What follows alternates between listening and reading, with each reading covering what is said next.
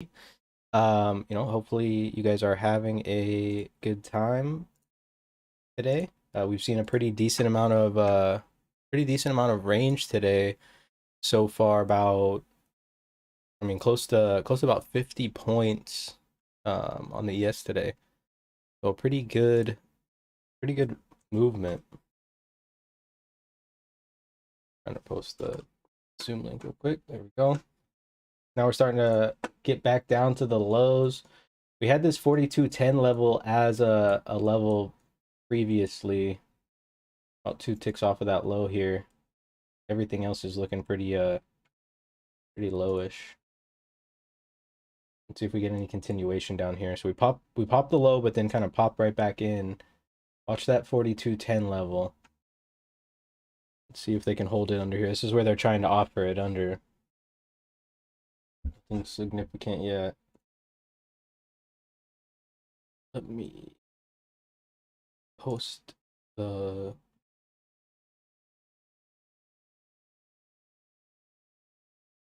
and big shout out to you guys for getting us. We have over 2,100 subscribers, so I think we've jumped up a pretty um big amount of subscribers on the YouTube pretty quickly. So appreciate everyone that's new and that's subscribed, and everyone that's old that's been kicking it with us for such a long period of time. What's going on here? Who's got their video on? Picking up my whole screen.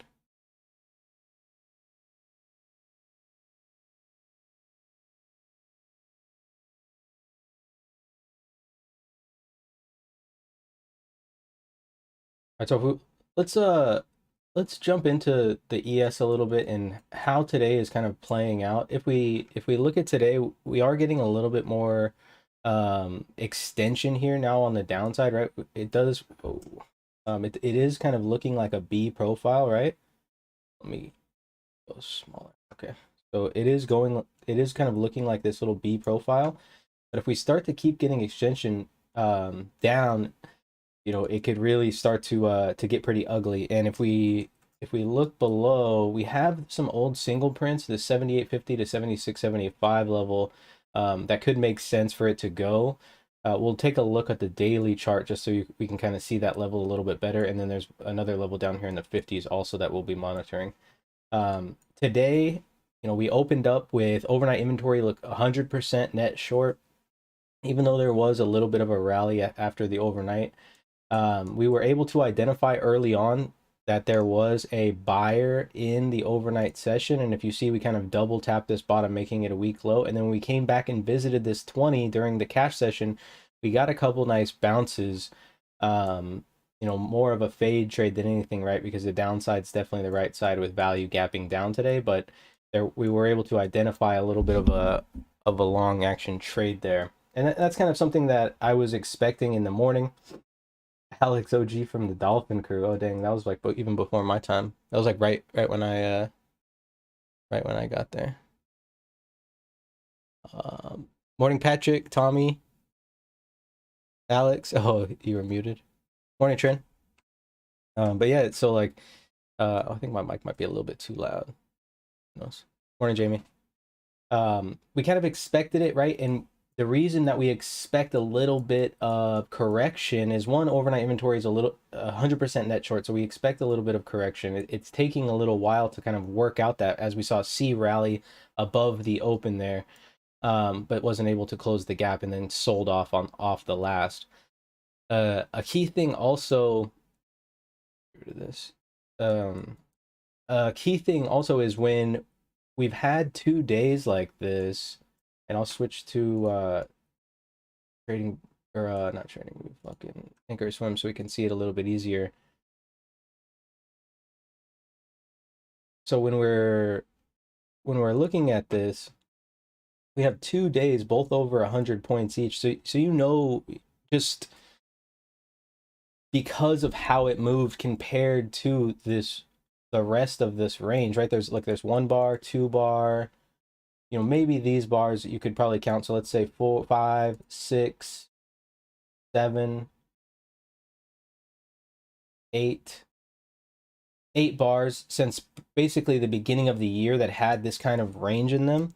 And they were just right in a row. So you know there's a lot of emotion. You know there's a lot of people that are probably late to the party. And honestly, that's probably a lot of these people, right? A lot of these people a little bit late to the party, and that's why the market will rally, is to shake out a lot of these, you know, these weaker hands traders. Typically, when the market does trade down very fast and violently like that, it does have very violent rebounds as well. So, you know, it's more important, if not, you know, just normal importance is always important. But when it comes to your stop losses on days like this with volatility, you could really get yourself in a bad spot quick if you are not careful. You know, so it's something we definitely got to be paying close attention to, because it's something that you definitely don't want to happen to you. Oh, and then I wanted to show you guys.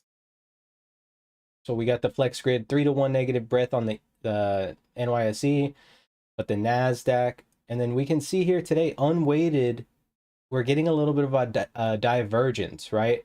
The weighted sectors, information technologies green, we got Microsoft green, Google green, Amazon's kind of flirting with it, Tesla's still red, Apple's red, but not as down as much as they were. Netflix is just getting absolutely shit smacked. Here they are right here. Oh, they're actually making a little rebound, but they were just getting just pummeled all morning. It was pretty sad. Oil's down a bit, right, on a gap down. It hasn't looked to close its gap, and also gold gap down as well. And that's what kind of is making me a little bit nervous about just getting short and sitting short and staying short, because of these things, right? Some of these commodities are down when you would think if the market was going down, how come the money's not going into there? Where's the money going? And it looks like the money's going back into tech. So after getting hammered down for 2 days in a row, remember Thursday, if we look at the ES, Thursday was mostly driven down by tech, and my pen at, won't give it to me. Okay. So Thursday, which is this day here, was pretty much driven down by tech, but this day here, everything turned red, right? And the whole market just started to take a piss.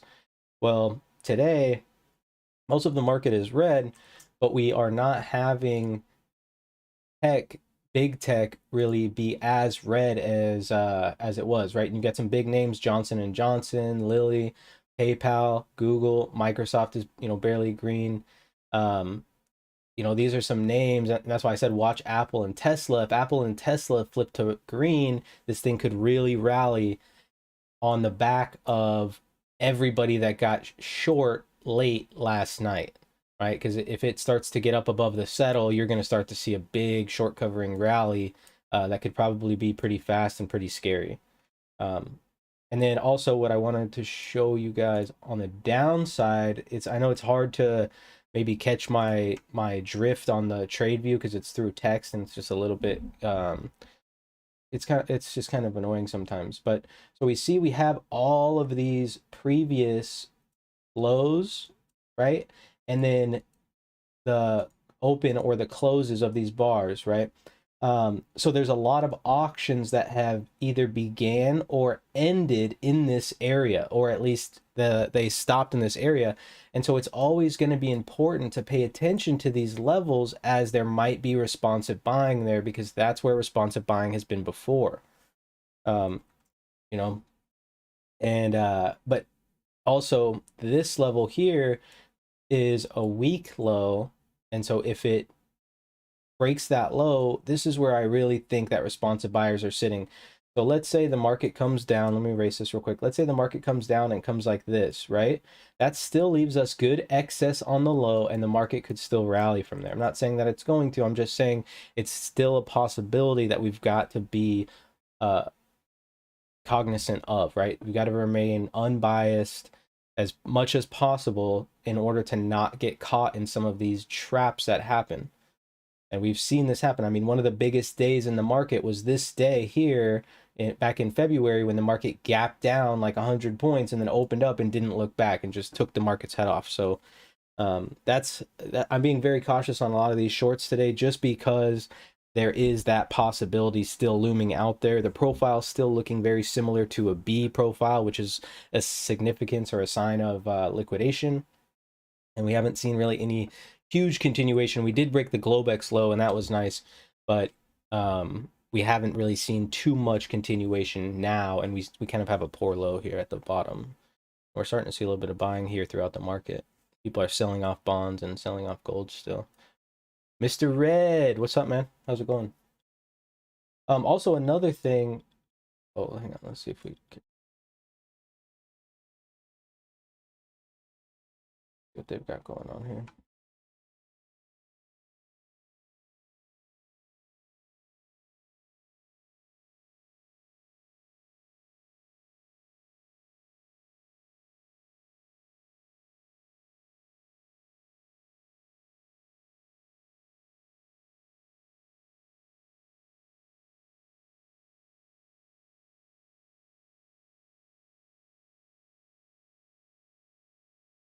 So a key thing also this morning, when B period came down, it didn't bring the volume with it. This time D period is coming down and it's bringing some volume with it. Still not bringing, you know, the VPOC, but there is a lot of volume. The thing that kind of makes me nervous about this here is it's pretty far off the low. It's about 10 handles off the low. So that's still a pretty decent level. And we had this 42.10 level that we kind of expected some responsive buying at. Anywhere, what do we say, like 42.25 to 42.10. We expected it to be choppy and build some value in this area. Well, I'd say here's 42.25.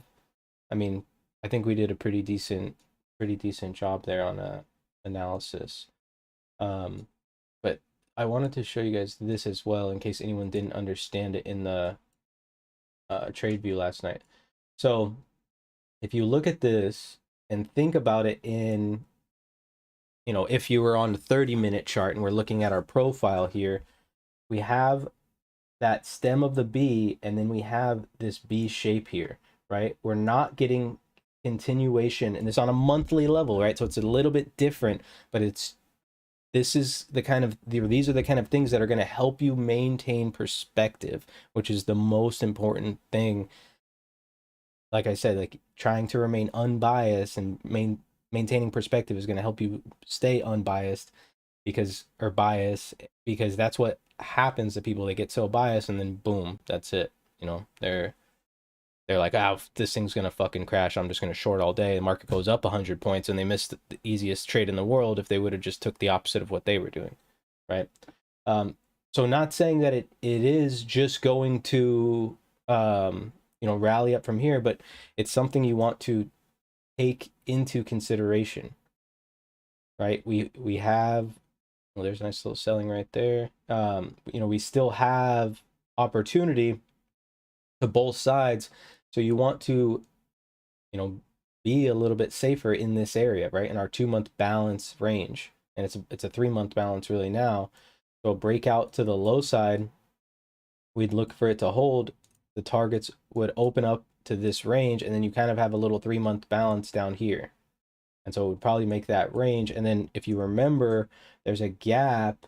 There's a gap on the daily chart. Let's switch to the daily real quick. There's a gap on the daily chart. Hold on here.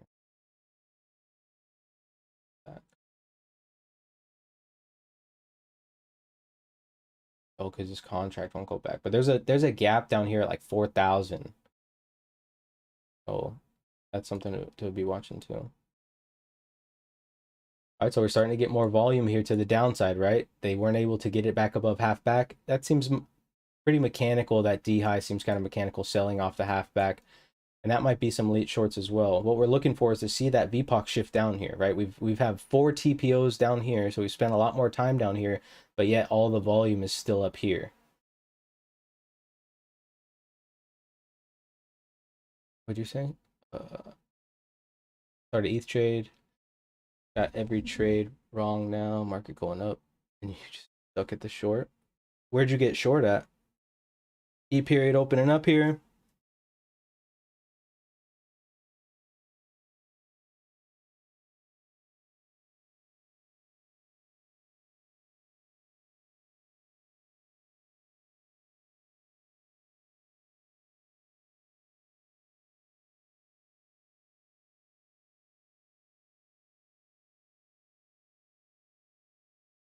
Apple's down back like 1.3% too now, so they're getting smacked a little bit.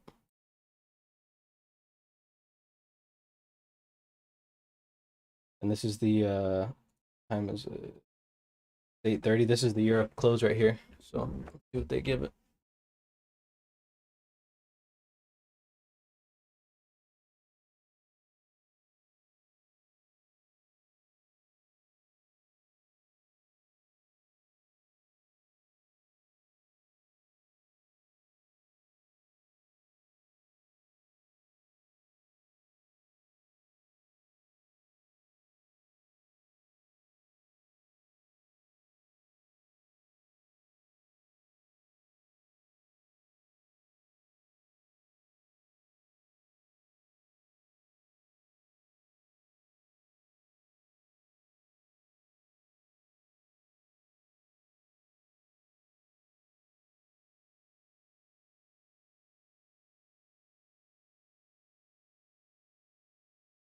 And when we're looking at a profile here, guys, remember to pay attention to how the profile is forming. So we've talked about how to see, intraday who's really in charge.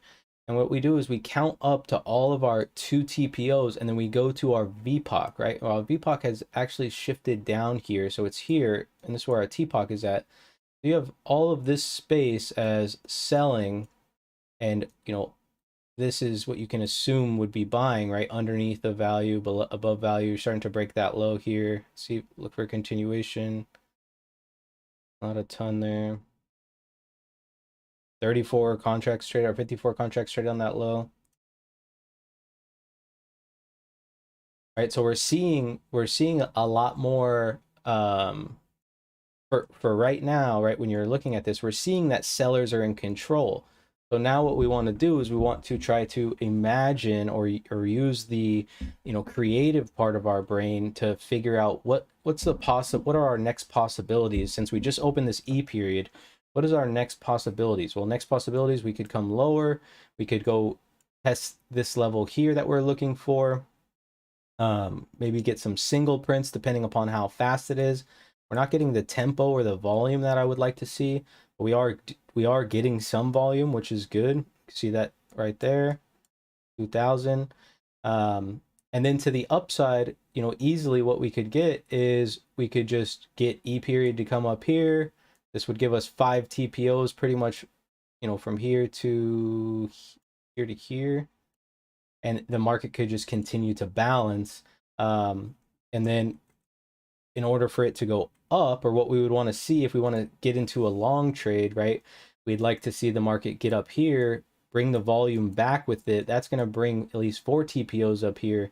And then there's the opportunity to push up, right? But it needs to get above that open and show some life above that open. Like I said, in the trade view, this 44.42 level seemed like a level it wanted to get to, that it didn't get to on Friday. Well, now it's below it, and we're getting to that spot where we kind of expect these responsive buyers, but I'm not going to be sold on any responsive buying until really we get above that level. And so if we get above that level, you'll start to see the TPOs form. We'll get 5 wide up here, volume will accompany it, and then you'll look for the upside, right?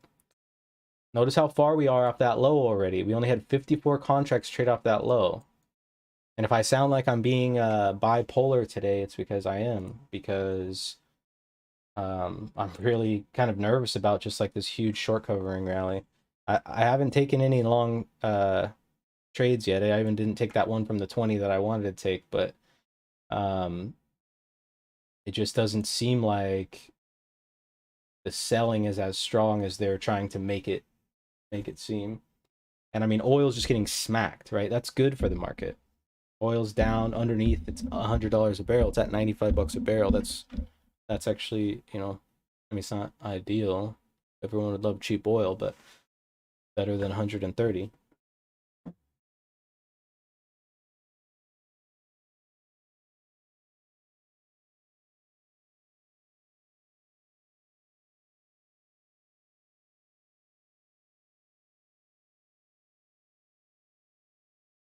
Buying coming in the market here. 28.15. take a peek at E. Are you on Bybit or Binance? Oh, hang on. Bitcoin's getting close to my interest.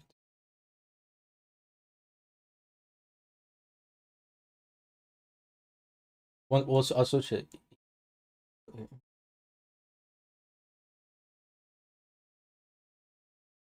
Got 28.15.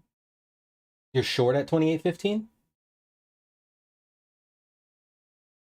Damn, bro, you gotta cut that. You gotta cut that one. That's not a stuck. You gotta just get rid of that. You gotta, cut the parachute off. That shit's just not working.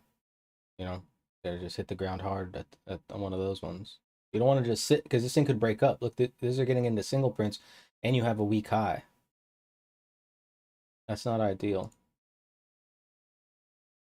This thing could punish you hard. It could trade all the way back up into balance, and that's all the way like, that 29.50, and then that 3K right there.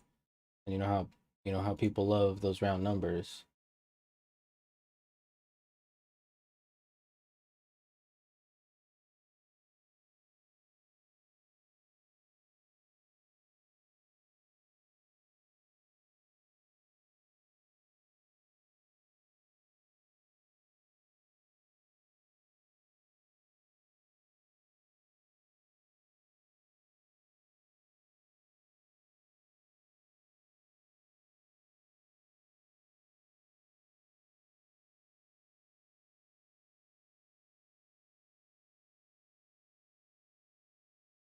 I love them too. Love me some good round numbers. What's up, Kevin? Hang on, Elon's texting.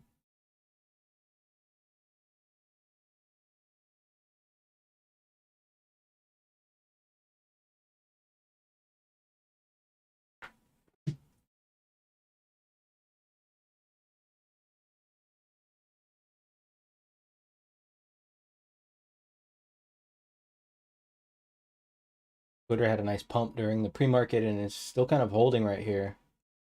I have 54 calls that expire on Friday that I rolled from last week. Down, I mean down, I'm down a pretty good amount. I think like $400 on those because I had to roll them. Good morning, Pop. Good morning, Ben.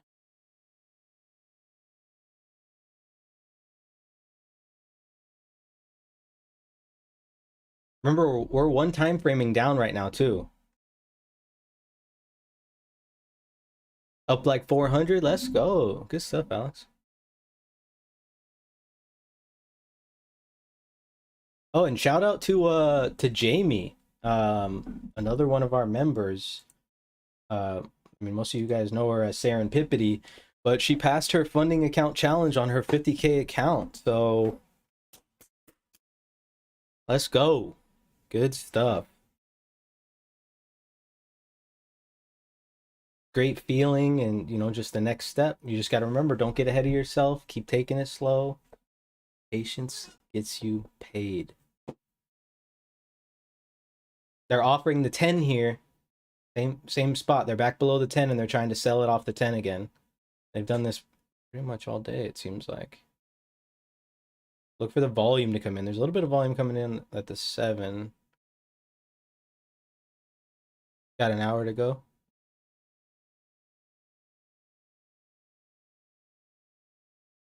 Alex, are you on the 50K funded account?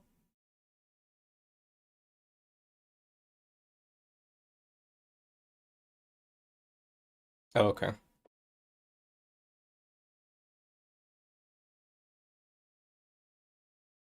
It's still a pretty good deal. So if you go with that 50K account and stick to the MES, I think it's definitely, it'll probably take a little bit of time, but it'll definitely save money overall and give you the opportunity to let trades work out. Because the ES sometimes, especially on those 50K accounts, you only get, what's the drawdown on those? I think it's like $1,500. I mean, that's not very much. That could go quick.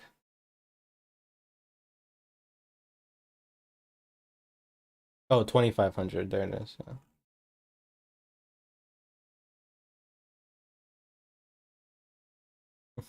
Oh yeah, but if you go with the MES and trade the MES, you're good to go.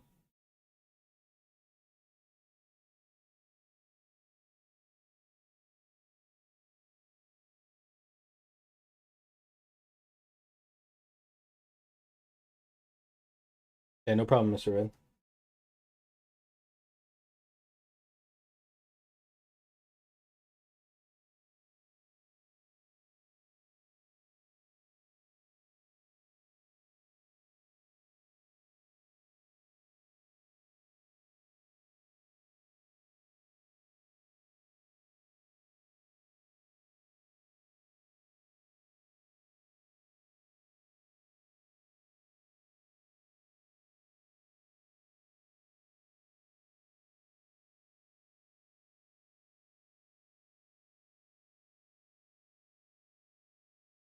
Yeah, just 2 points.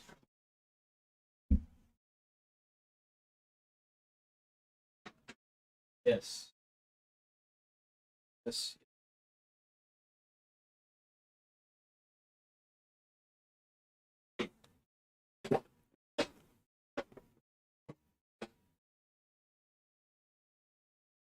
December is when you started the MES, I think.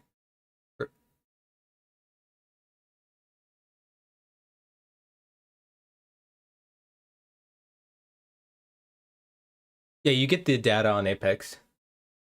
Yeah.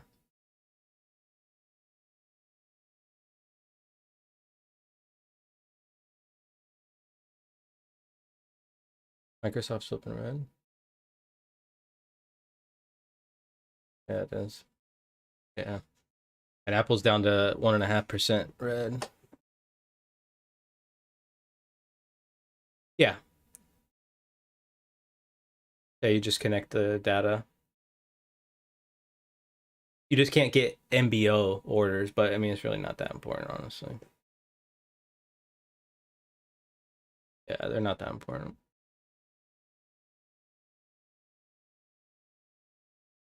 Yeah. Well, I'm using Bybit to trade Bitcoin, but on my iPad. Because if I connect the VPN to my computer, like while we're streaming, it'll just get all weird.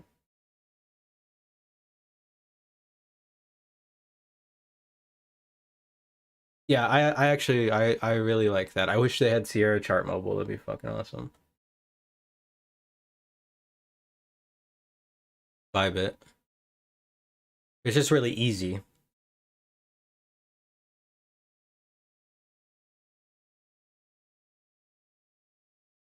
They're trying to push that. That's probably maybe Apple owns a piece of that. All right, we're getting pretty ugly down here, and a lot of volume is starting to come in. Look at that 11,000 volume on there. I mean, lower than the point of control, but just not hasn't broke through that 4,200 is right there. Very, um, very recognizable number, but yet we haven't visited it. We're only about 4 points above it. Back to the 10. So you're seeing sellers right here try to offer the 10 over and over and over and over. The 10, they offer the 10, the 11, the 12, the 13, right? They're trying to hold this price down, and they're having just, it's kind of a struggle fest. And then every time we see the market go up, it's pretty quick. And then eventually it dies off, kind of fizzles off, right?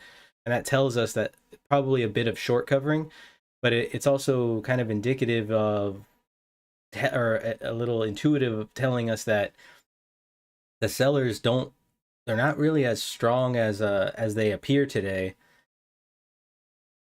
as far as getting a day like Thursday or Friday. So you've got to kind of temper our expectations of us getting another 100 points to the downside.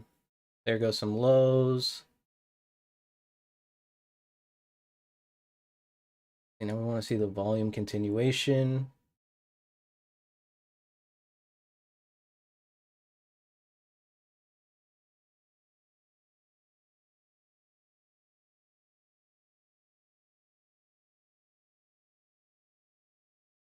19 contracts traded on that low. Oh, this time we're getting some volume here. See this?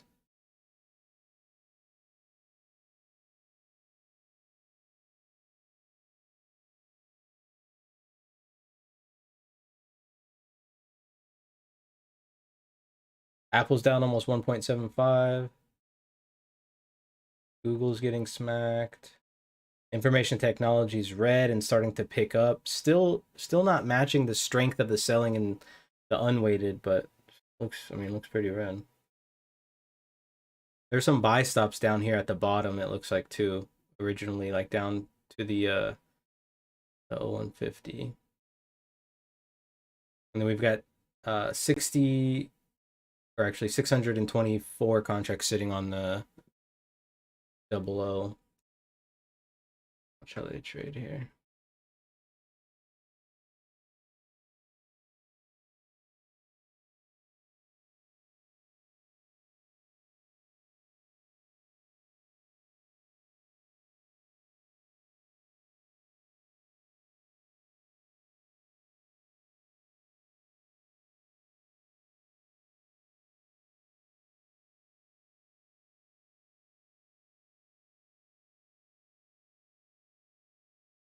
You got rid of it, Mr. Red? Yeah, that's probably a good idea.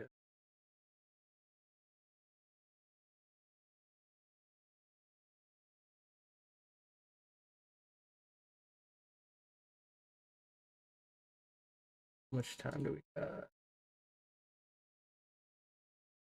Still 13 minutes till the next period opens up.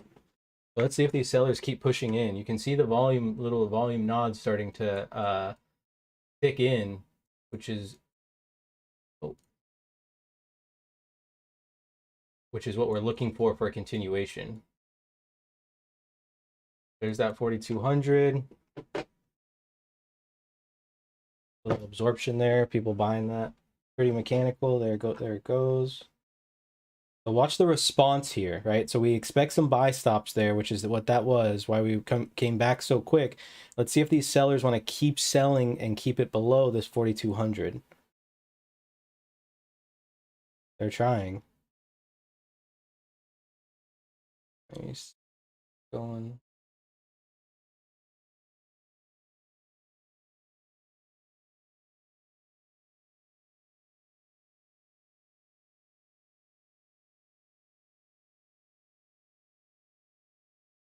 See, there's just no tempo on the low side. What, like it's just like sellers just can't, they can't get any plays together. They've been scoring runs, but they can't or they've been getting hits, but they can't get any plays together to score some runs. This is where they need to see some continuation. I think sellers really need to kind of force their agenda down these buyers' throats and start to scare the market some more. See what the VIX is like. VIX, where'd it go? VIX is at 31. A lot of people coming in buying puts. That's what the VIX is measuring.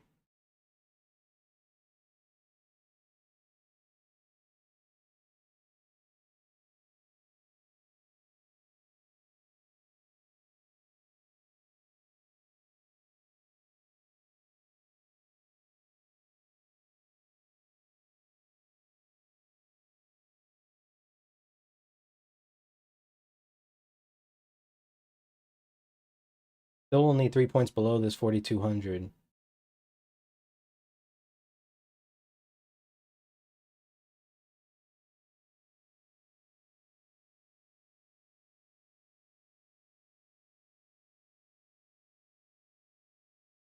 I think the static account doesn't have a intraday trailing drawdown, or like a unrealized trailing drawdown. So like the trailing drawdown on these accounts is based off of total profit, how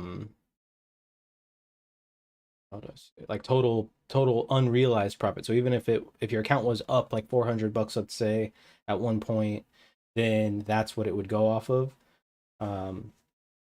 I don't know. I never really worry about that trailing drawdown, just because if you are worrying about that trailing drawdown, you're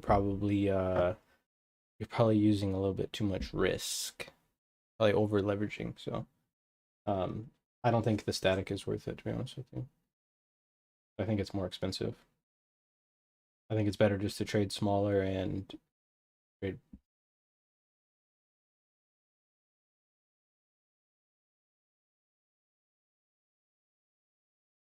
So this is another area where we expected some responsive buying. Oh, is it cheaper for the 100K? Yeah, whatever's cheaper.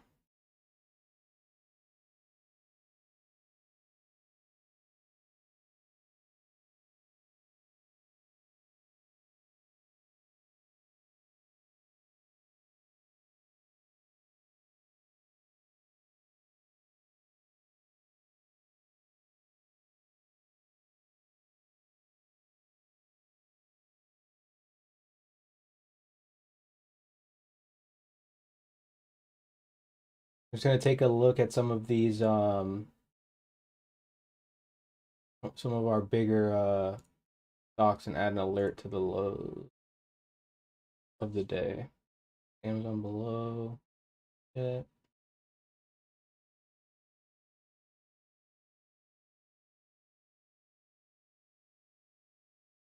Below. Facebook is almost below. Pretty much the weakest low we've ever seen.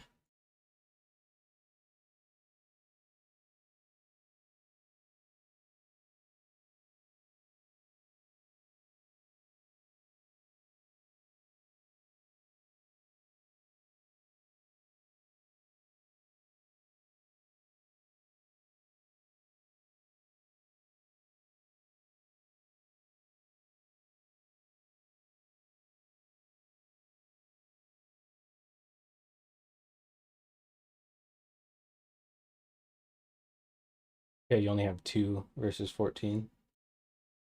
Yeah, and what's the drawdown on that account? On the 100K, it's like what, 3,000 bucks or something? Oh, 625 bucks for static. Yeah, so if you get that one, you don't want to be even trading the ES. 625 bucks is like 3 bad trades away from blowing that account. Might as well go put that 80 bucks on black, the casino.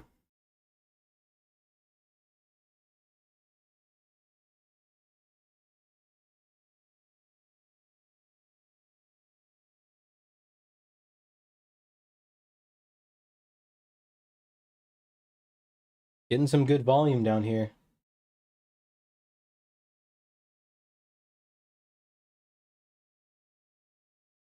And it looks like we're getting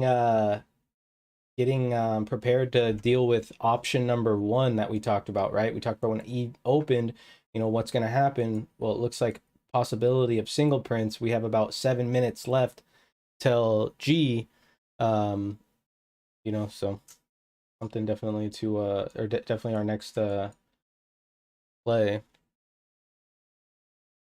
Oh, nice. All right, Jamie, have a good day. Let us know how the movie is.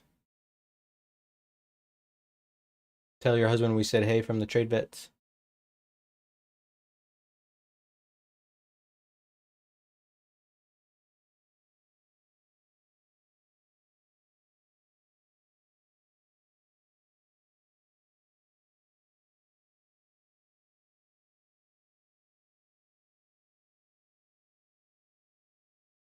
Yeah.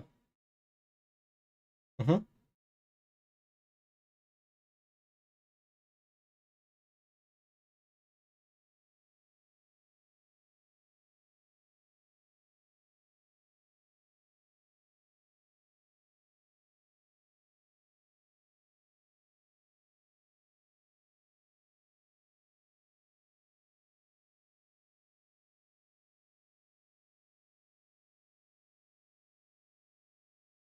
Right.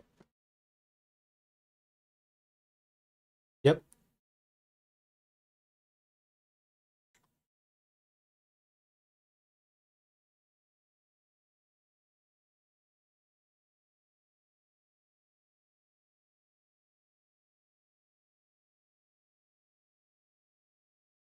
Right. Yeah. So like let's say, yeah, so the account first starts out, you know, trails you until that 50 I think it's 5,100, right?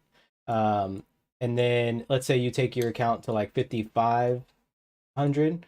Now your account is now you're, well, let's say you take it to let's say 52,500. So now your drawdown is going to be basically here, but if you took your account to like 55,000, your drawdown would technically be this 4,009 or yeah, $900. That would be your new drawdown. You know what I mean? Does that make sense?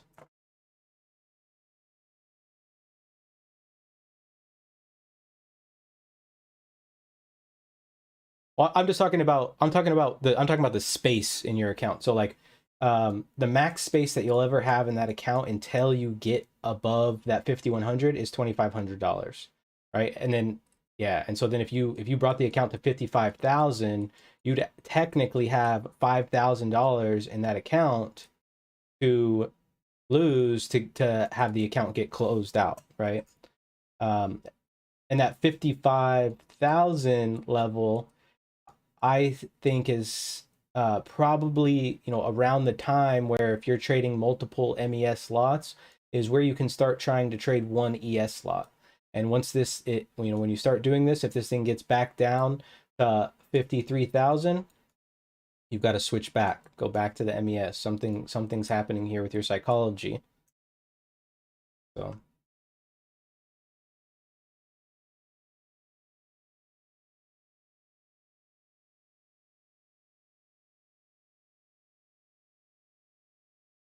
the difference between the static and the trailing is the trailing starts off like 2,500, right? And the static starts off I think he said 625. So let's say you get in a trade and you're in an ES trade and the market's starting to rally a bit here, huh?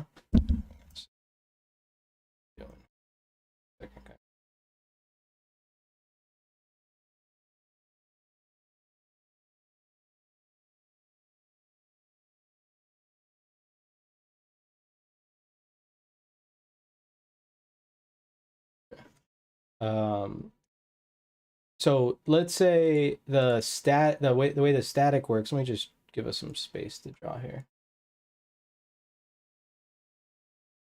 Okay. Um, the way the static is working. So let's say your drawdown is 49,200. That's where it starts at, right? Or let's just call it 4,900. That's where your drawdown is. You get in a trade and the trade goes up, you know, $400 and then comes down and it closes you out up plus 200. Well, this number here is still going to move up 400 because that's where the max unrealized P&L was at, right? Whereas the static is not. The static is going to stay that 625 below you. So you only go back closer to it when you lose a trade, which is not ideal because basically with this 625, this is basically saying you can't lose 4 trades in a row. I don't know about you guys, but I've lost 4 trades in a row like so many fucking times, it might be my lucky number, you know? So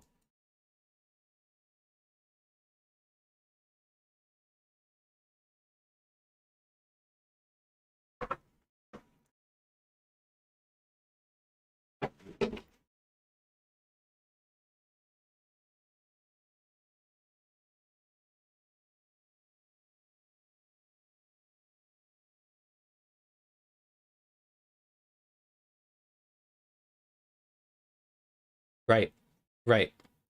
But if you're trading the MES, that shit will never, you won't even, I have never, the only time I ever look at it is when Jared sends me a fucking message that he's like, look, my trailing drawdown's 2,500 or I think it was 7,500 exactly. And I'm like, and every time he sends it to me, I tell him, stop worrying about that shit. Cause it doesn't matter.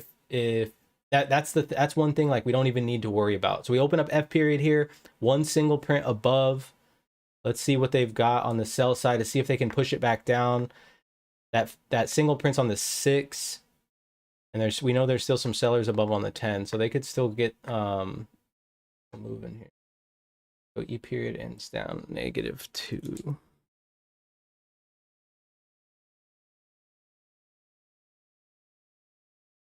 A big level I wrote from this morning too is that 42.45. That's where that was like one of the first shorts I took.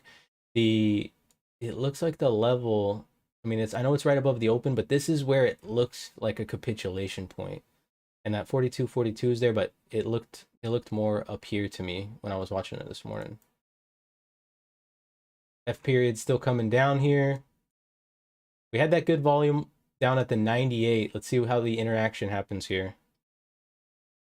But yeah, so with that static draw or the trailing drawdown, don't even it's not even worth your time. The only reason it matters is because what happens is, if you get a 100K account and your trailing drawdown is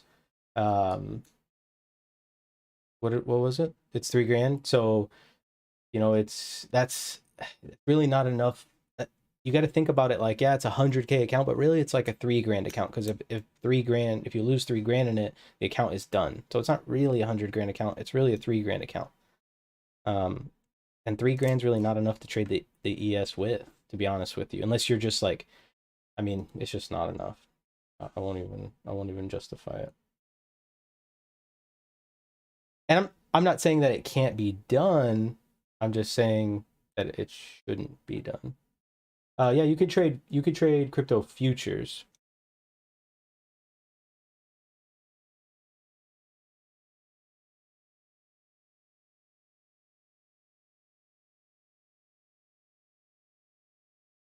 See if they're going to take this low here. They didn't get back down to that 98 this time.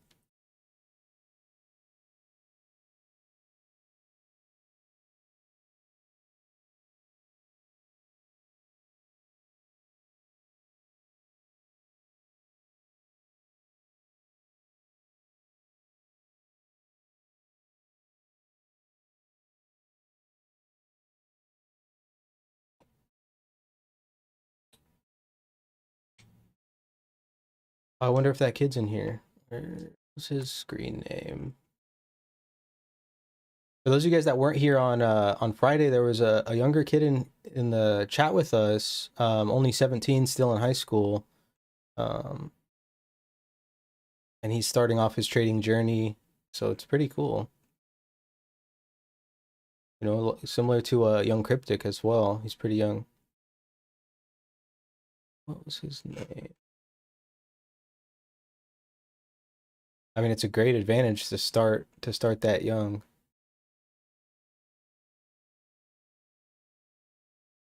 What's his name? Miko, I think his name was. Mykonos. What's that? I know, I'm running a, yeah.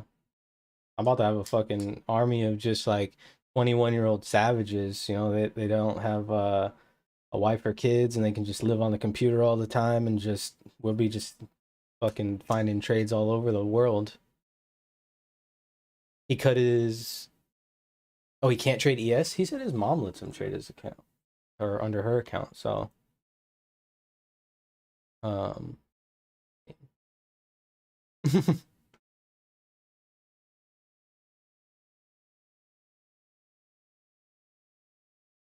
yeah, well, I'm sure there's so many. It'd be so hard to prove something like that in this kind of digital world. Like, I'm sure there's a bunch of professional traders. Yeah, you would have to be 18, I think, to open up an investment account, unless your parents sign off on it. I don't know how it works.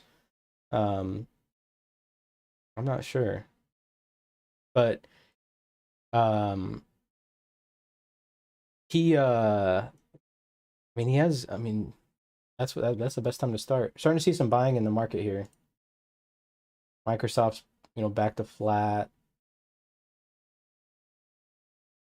Ooh, there goes the buying. Yep. Little Paparuski there.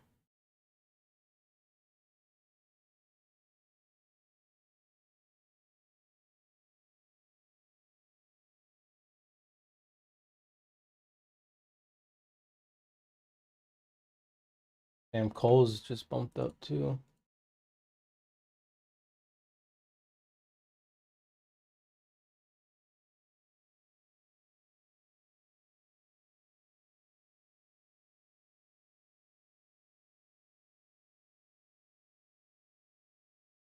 What's up, Aaron? The tool on the left side is called the market profile, where we track TPOs and we trade value and not price, right? So it's a way to track value. Basically, it's a graphical representation of the auction process, which is all the market really is. And once you honestly can grasp the concept of the auction, it just makes life a lot easier. Yeah, that's it. If you are new, I can send you a Discord invite and you can join our Discord to learn more. Introduce yourself. We've got a group of friendly people. Um, and ask any questions. I love answering questions. Sometimes I get on a tangent when I ask questions, so sometimes you got to be prepared for that, but good quality information. Not the best video production, so if that's what you're looking for, probably not going to find it here, my friend. But the information, I promise, will be quality. And if swear words hurt, just get a bleep button. What's that? What'd you say, Kevin? Chatty Brad, yeah. Well, I mean, have you seen some of the other videos that people make, like trade videos? I'm just like, I mean, they got camera zooming in, the back fading out. I'm like, like, damn, like, I don't even think that I'm, I just won't even get to that level. What's going on here?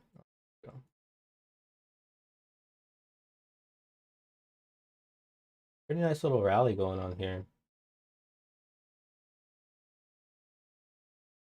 I appreciate it, Kevin. Thank you. I put in a lot of effort. It's just not on the production side.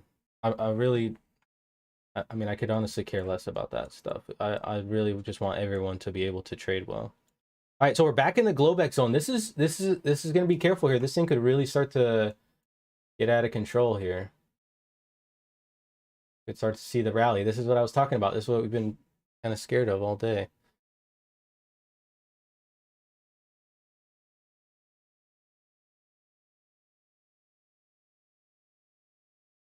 The G-est long ever. It's a shame you don't have more people following you. Yeah, I mean, maybe eventually, I think a lot of people when they're looking for stuff are more looking for the trade and not the lesson.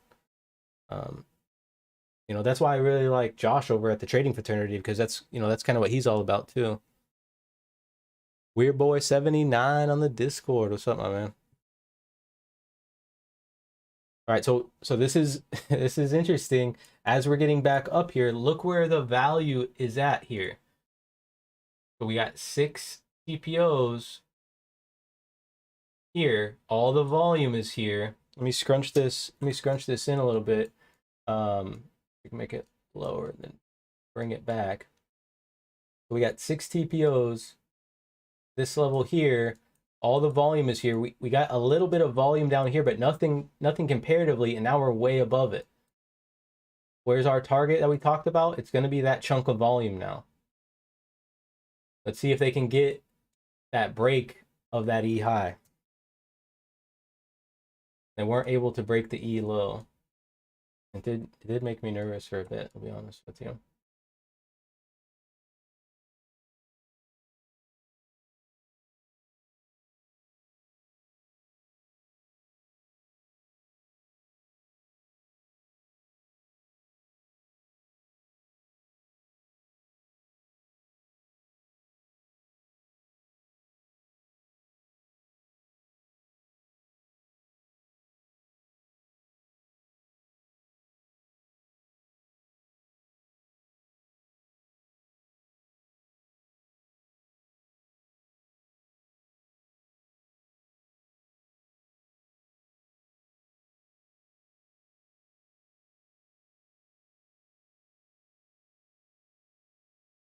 Resistance there at that 20 level again. Buyers look to be stepping up on the 15 here.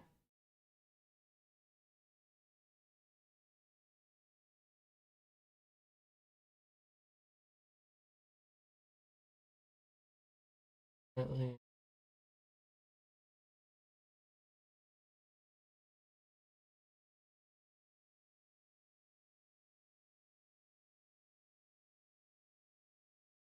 If this thing keeps rallying, the Bitcoin trade just seems like it makes sense as well. Look at the tempo on the way up. This is what I've been talking about all day, is the tempo on the way up just seems so much faster. And then it kind of fizzles and then just slowly creeps down. And then boom, starts picking up on the upside. They're making me nervous all day.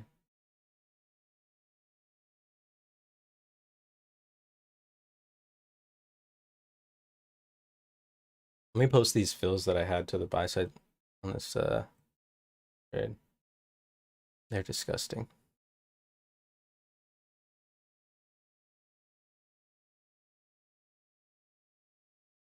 Yeah, Bitcoin's doing the exact same thing. Yep, it is. It's popping, getting good tempo to the upside, and then when it draws down, it's just kind of slowly creeping down, which makes me think that a lot of the selling is just liquidation.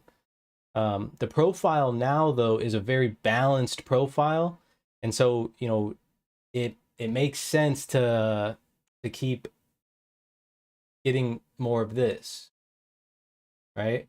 Because look at the profile, how it's shaped here. It's a pretty balanced profile. Excess on the low, excess on the high. That's a pretty bell-shaped profile. But look at even on the way down. It's kind of just like it's like Eeyore on the way down, you know?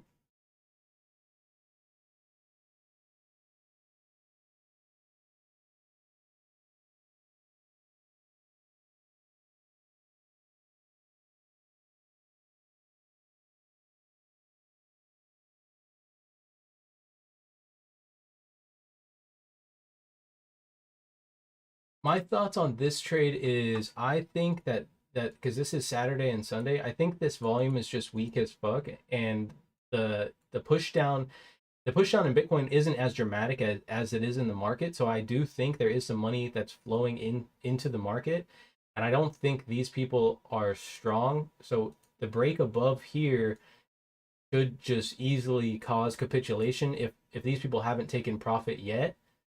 I could just see it trade right up to the top and to the low of this balance. And really I'm looking for that point of control up there. Um it was mostly just because I don't think I for some reason it seems like Bitcoin is not coming down as much as the market did. You know what I mean? Like it seemed to be caught a little bit more, which makes me think that there is a buyer somewhere around here. And we've seen a buyer off of our level. Now you can't see our level. But we've seen that buyer off of that level of a significant amount of time. So I just imagine that they're probably still hiding there.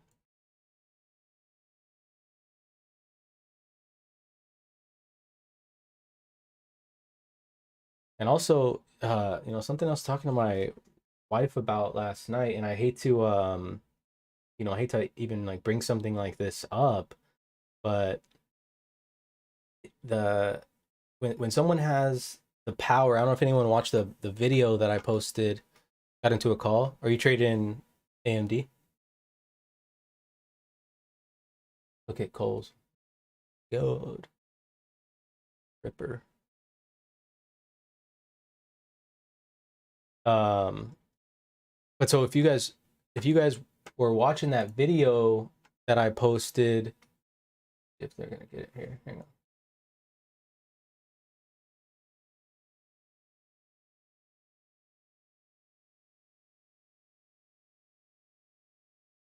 Financials look like shit.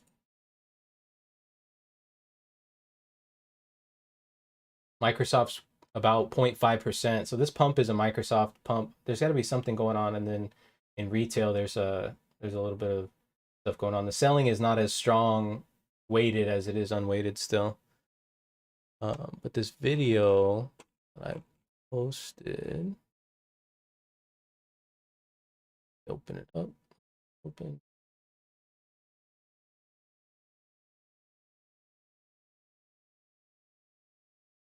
Buying, there's some buying here. Careful. Oh, here it is. Here it is.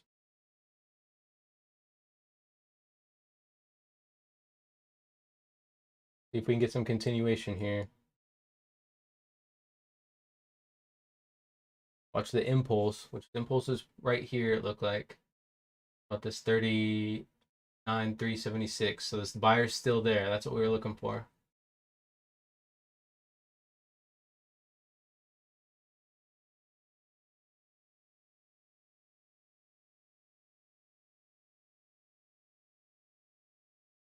There we go. Let's go. Shoot us. Shoot us. Who's got the cannon?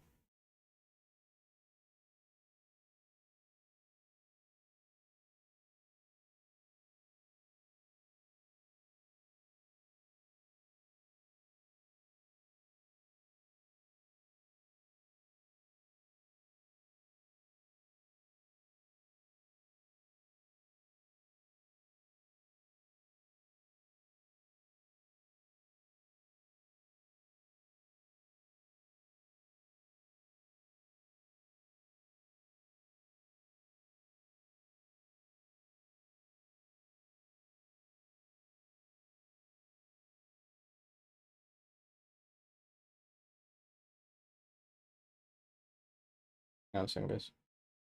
Hello? Hello? Can you hear me?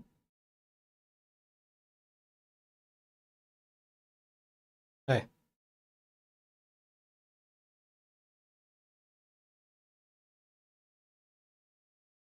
Like the whitening crest.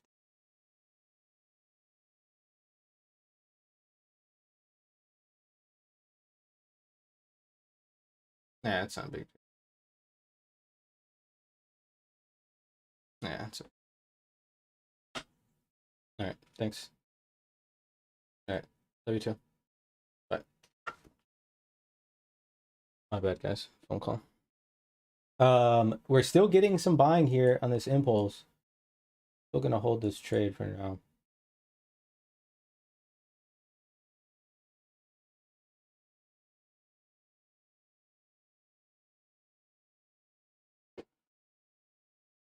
Starting to see some selling in the ES.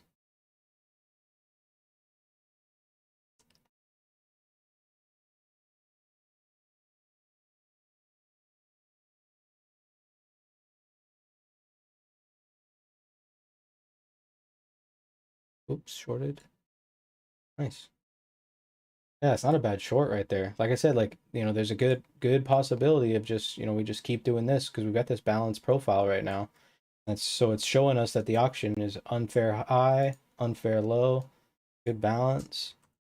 Not a bad trade facilitation going on. I'd like to see the Bitcoin break out, but it's struggling hard here.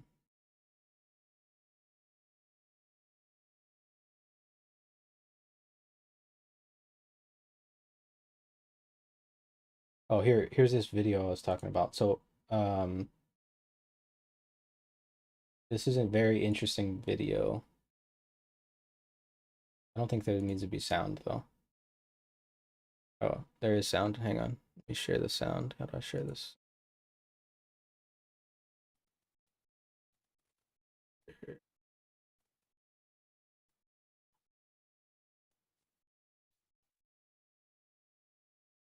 Full screen. Rice, where each grain of rice was $100,000. And that was to show you the scale of $1 billion. Well, a lot of you guys asked me, well, how much does Amazon CEO Jeff Bezos have in terms of rice? So that was my mission. I went to Target, I bought a digital food scale, I came home, and then I weighed the rice that was worth $1 billion from earlier. I did the math in my head, and I went to Costco. I got the rice, I brought it home, and once I brought it home, I went to work. I also want to say that I have 5 families that are going to take this unused rice, so it's totally not wasteful. Okay, so the moment you've been waiting for, 100K, 1 million, 1 billion, Jeff Bezos has 122 of these, or 58 pounds of rice. If each grain of rice was 100K. Like, look how big this is, guys. I'm gonna show you the scale here. I'm gonna put a keyboard in just for fun. Look how deep that goes. That's insane. This is Jeff Bezos' new house that's $145 million in LA. And then, oh my God. Okay, so the reason I want you guys to watch that video, or to at least think about that video, is think about how many millionaires you know. right? Because it showed what 100,000 compared to what was it? It was 100,000, and then what was it? 1 million, and then a billion, and then Jeff Bezos's net worth. So think about, and this brings me back to the whole Twitter topic that I was talking about. Think about how kind of scary it is, how many millionaires it takes to equal up to 1 billionaire, and then think about how many billions Elon has. So that's how many people it's going to take to equal his, kind of vote on things. And if he controls something as significant as Twitter, you know, I don't know. It seems like if we look back in history, and really not that far, that something very similar like this has happened, right? I'll let you guys dig down the rabbit hole if you so choose, but it's just something, you know, ideally that I'm just being cognizant of, right? I know one of the Alexes is too, 'cause he's got his little, saving basement just in case. See if this F period is going to keep ripping. We got good volume on Bitcoin right there on that pullback. We're getting some volume increasing here.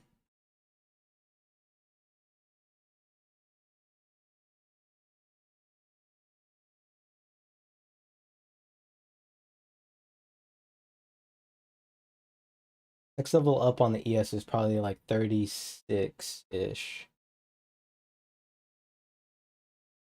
This yeah, 34 to like 36-ish. This is where the most of the volume was at.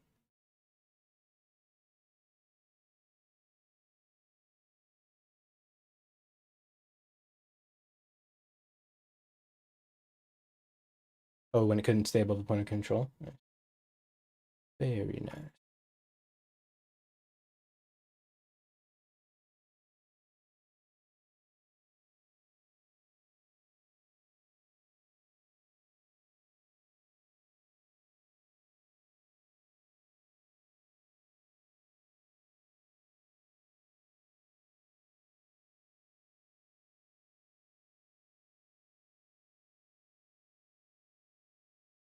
The whole market right here seems like it's getting buyers, to be honest.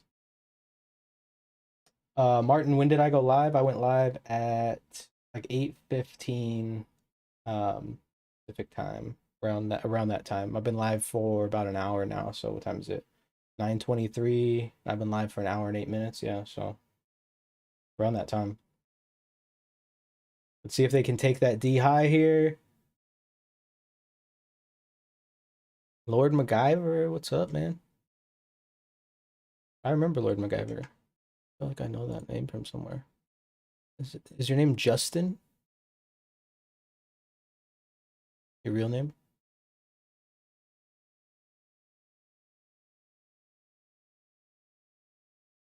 Or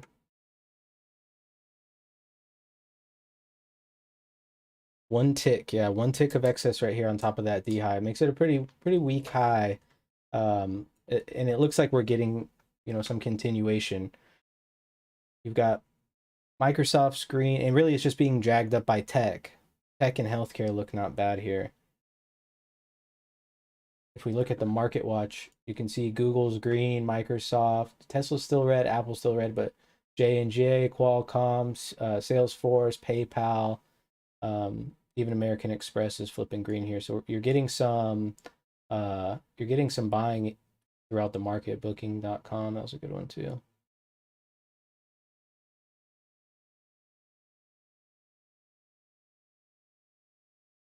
Marios, oh, you're from Greece. Oh, okay.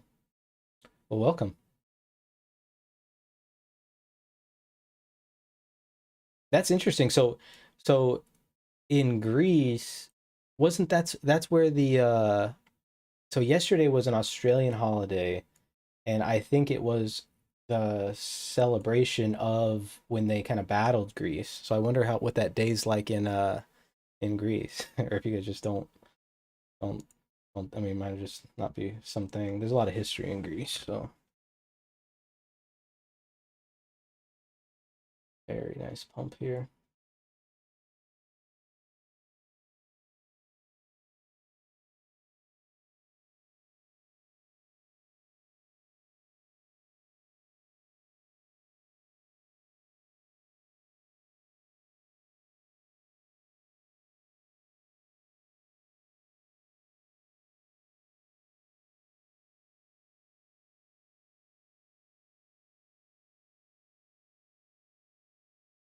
Oh, 25 March. Oh, okay. Oh, the Greek Orthodox Easter. Oh, okay. Is Easter pretty big there?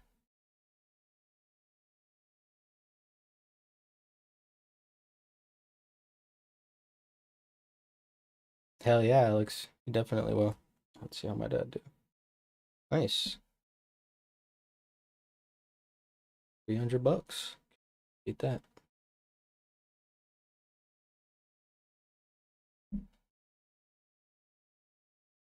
Greek, Russians, Ukrainians. Yeah. You wonder, that's kind of sad what's going on. So I didn't know Russians were well, actually I didn't know if they were Christian or if they were Catholic or what most of their religion was. Bigger than Christmas? Dang. I knew a lot of the Greeks were, because in the U.S. you get a lot of Greek people in Chicago, and a lot of the Chicago people, a lot of the Greeks in Chicago are Catholic.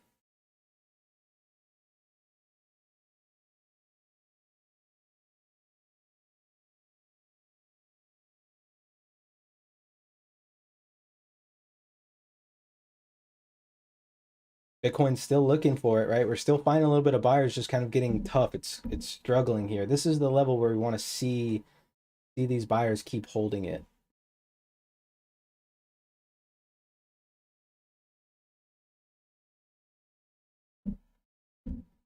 So the reason I asked about the Lord MacGyver thing is because one of my friends from high school, that was like his online name for like video games back in the day.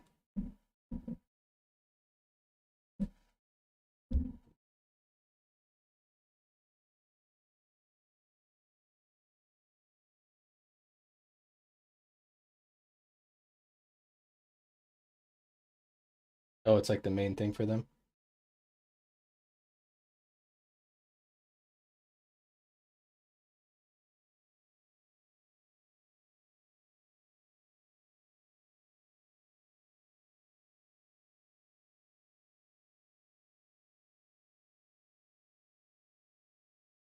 What earnings do we have today too?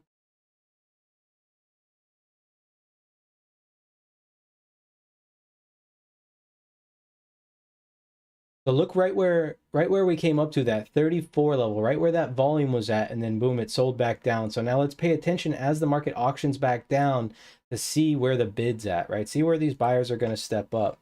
One of the spots that they stepped up earlier was at 20. Remember, we kind of battled around this 20 level, so it makes sense if they come down and then we get, more filling in of this, and you start to see the volume kind of taper as it gets up, just as it does here, right? You just want to see it start to build instead of the cliff that it's kind of forming right here, right? Kind of just even buying right here as it's coming down. You want to see these buyers start to step in below price to keep pushing price up.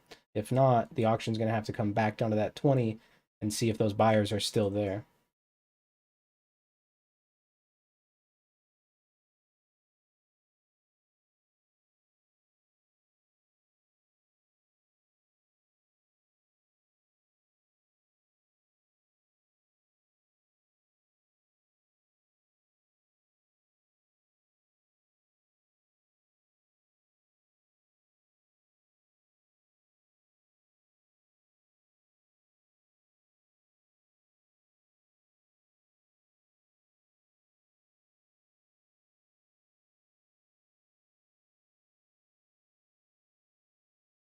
You're going to take Jim Dalton's class? Yeah, that's definitely something that I recommend 100%. He's the godfather of the TPO. Him, and another good person to follow is Peter Resnick, who's Shadow Trader on YouTube. Even though, sadly, Peter said he's going to stop giving or stop doing those Sunday videos because it's too much of a commitment. And it is a lot of work. He spends a lot of time during the week trading. And that's the thing, is like when you spend your whole day actually trading, making content, it becomes so time consuming. It takes like all of your time. That's why I'm trying to build an army of 17-year-olds that are good traders, and they can just also, just be smashing content all the time, because they just have, all the time. The time to grind is when you're young, before you have family and and kids and stuff. It makes it more difficult. Not impossible, that's for sure, but just more difficult. Well, let's see. We got was after market close. Short by 30.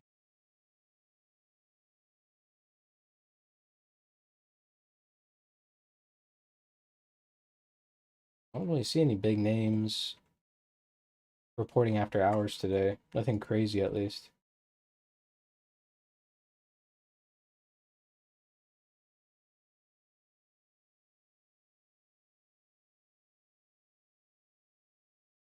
I think Jim Dalton's teaching a class on can't remember. It's a summertime. During the summertime, and I think the last day for the sale is tomorrow. I think he's doing a webinar on Wednesday. So definitely check that out. Starting to see some buying come back into the market here.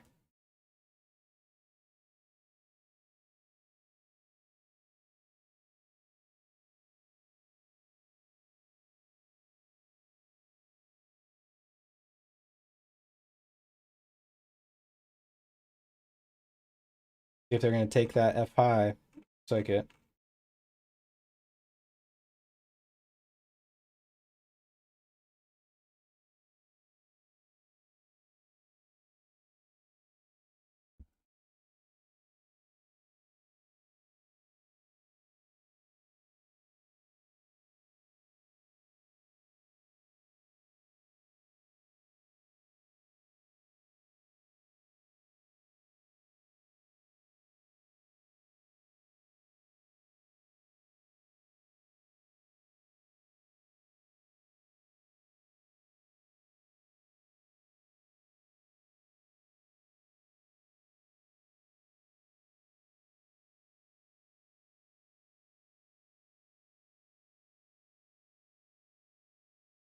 Double tap of that F high right there, back to where the volume's at, so we can just kind of assume that there's a bit of a seller up there. But notice the tempo still. The tempo still seems faster on the upside today.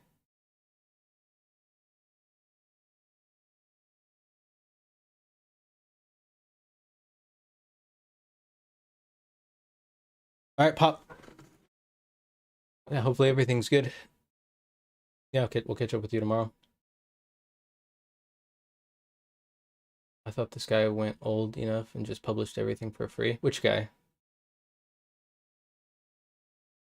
Oh, yeah, the webinars in his YouTube channel are free, yeah. But he does teach live intensives. Um, oh, nice. Yeah, that's a good book to read. But yeah, he teaches live intensives where he, um, you get to hear his thoughts live during the market instead of watching a recording. Honestly, like anything that Jim says is solid information. So he just, he's on top of it. He's a smart guy. He just has a really good concept of the auction process, and his psychology is top notch.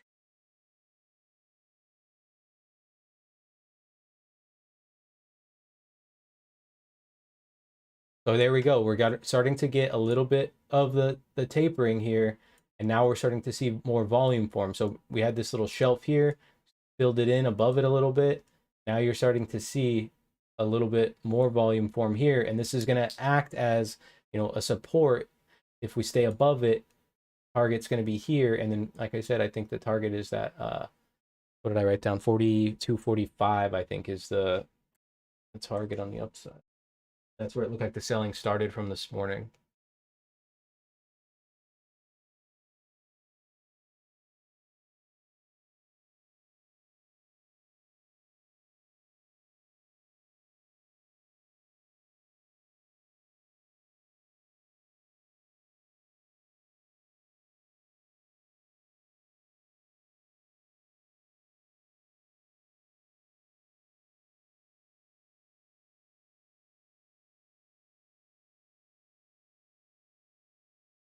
If it can't hold this block right here, which is what it's looking like it's happening now, if it can't hold this block, there's good odds that it trades back down to the 20. Um, And this could be this seller here moving down.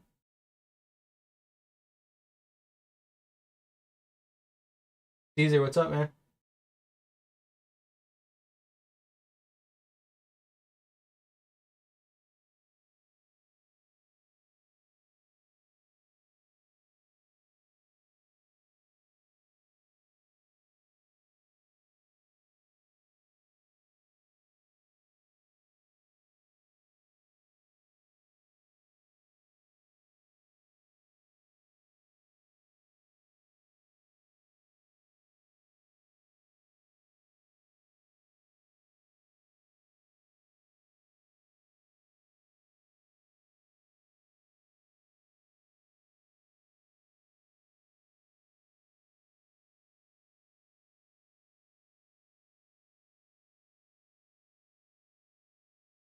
Bitcoin looks like it's wanting to follow through still.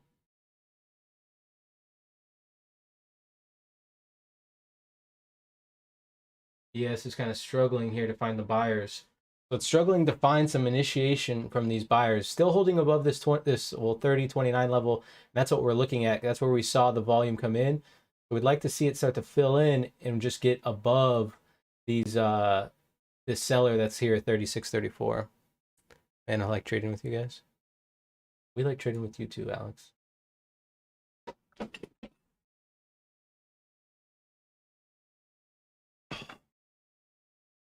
All right, I'm gonna get some stretching in here.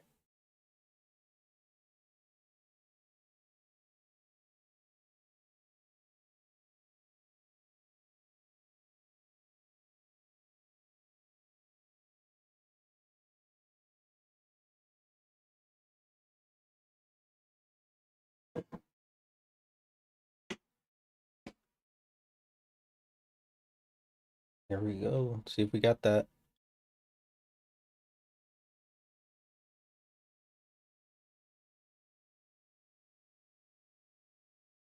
All right, so now let's see if we can turn this into support here. So we knew that the buyer is 36.34. Now we're above it.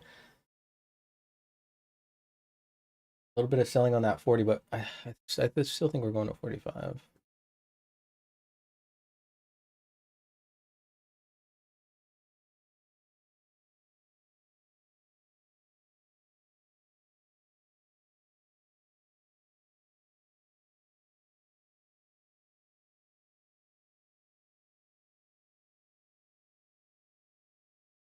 Apple's less than well, it's just about 1% red, so it's actually doing a little bit better.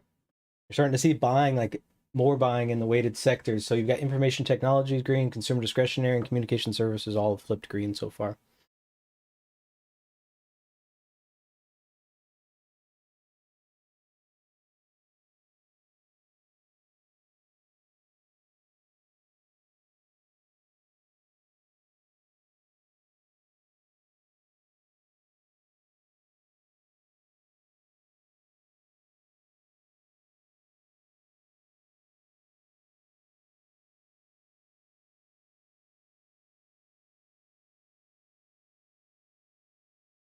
Coming back down to that 30. Remember, we saw buyers here originally.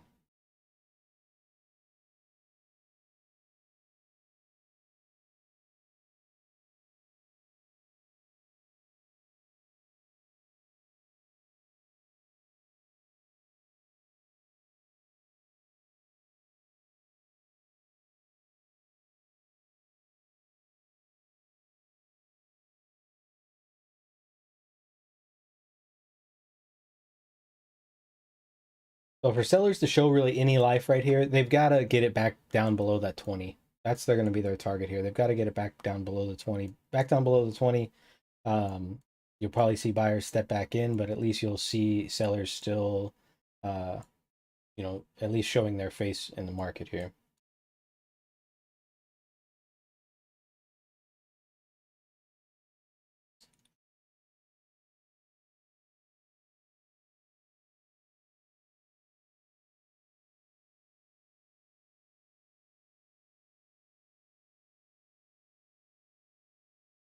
Dude, NFTs make me sick. Just how much they sell for is just mind blowing.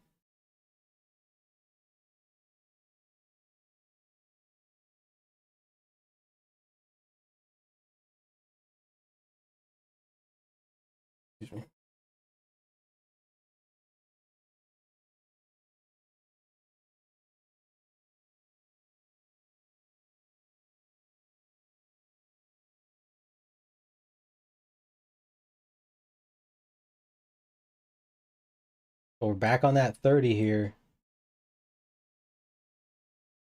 Look for backfilling. And still notice the tempo on the way down. The tempo on the way down has been slow all day.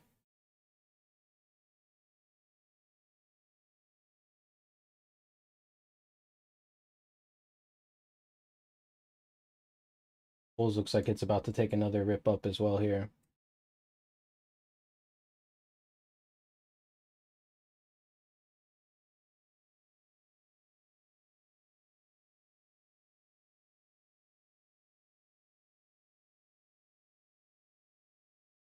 Warner Brothers is hitting the high alert. Dollar's still climbing. Take a look at this too, what we've been tracking for a while. Oops, one. We've been tracking this for a while now. This TNX also gapped down, and this is as we were going up, we were saying if this thing keeps going up, the market's going to keep coming down. Well, you got a pretty big push down today, or a gap down, and it's still hanging out down here on the low, right? So kind of inversely with the market, it's just kind of not really making sense against the market.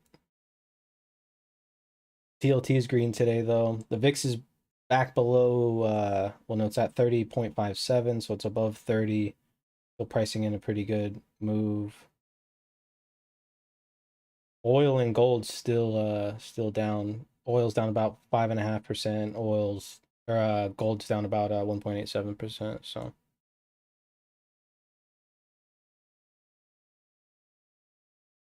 escalator down and the elevator up.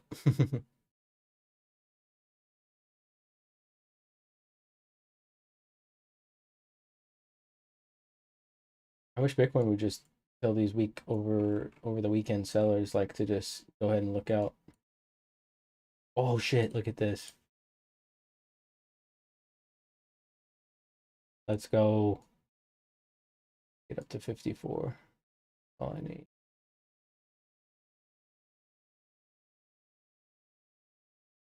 Musk Twitter deal to be valued at 44 billion.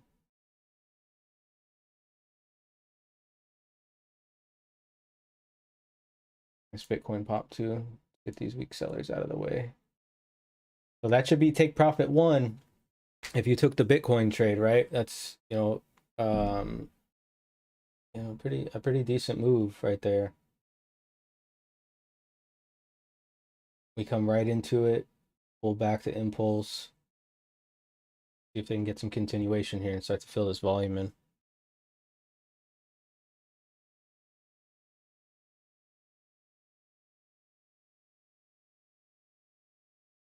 Yeah, that's a weak high.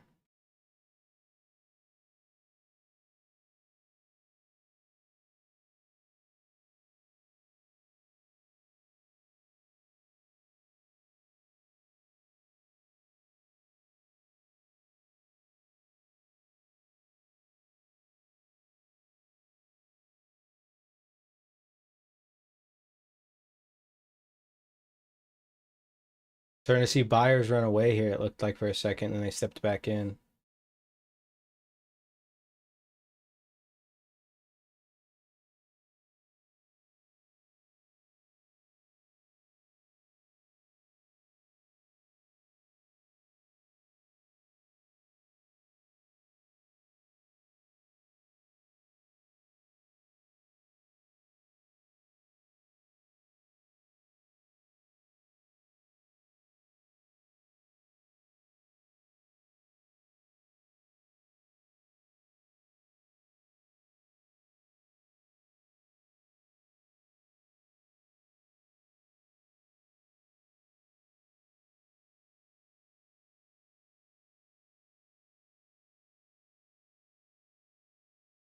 Now let's watch this 30 trade. Acted as the resistance, acted as support. See if it acts as resistance again. Notice the tempo on the way up.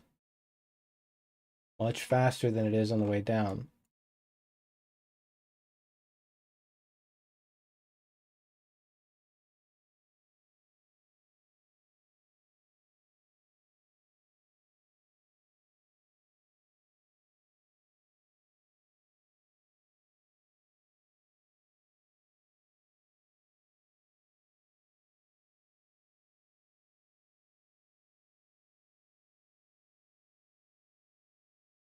Starting to see volume come in up here. Do this. Remember, we have that 40,000 right here. It's psychological number, but it just makes sense that that's where we want to go to.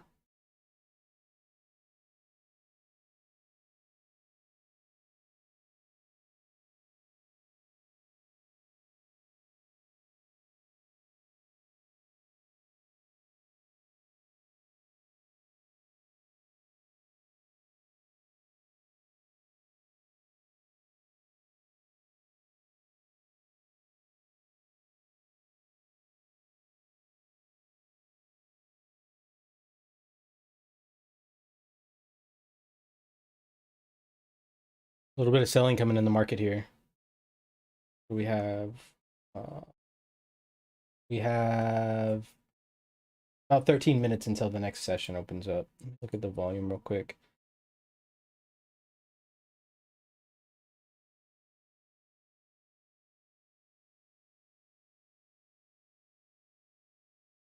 Yeah, still increasing volume. Look at this, 23, 18, 6, 14, 16, 14, 16. So still good volume increase compared to Friday.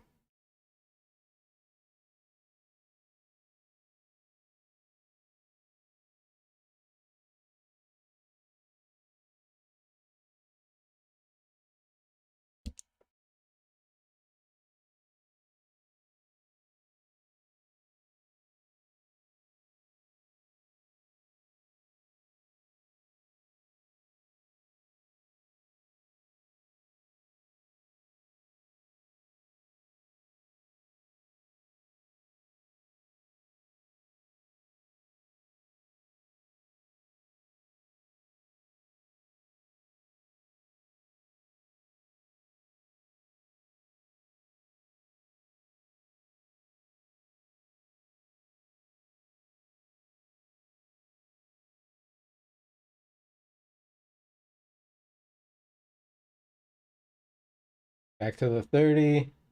Notice how it's filling in all this volume here, right? Every time it auctions down, we haven't been back to the 20. And every time it comes down, it just kind of fills it in. A little bit of backfilling, and then we start to get that tempo to the upside because shorts start to get scared and they start to cover, right? Well, we know there's buyers in the market, and we know that these sellers are scared. And, you know, especially if we get above that open, this thing might just give us a nice buying coming in all over the market right here.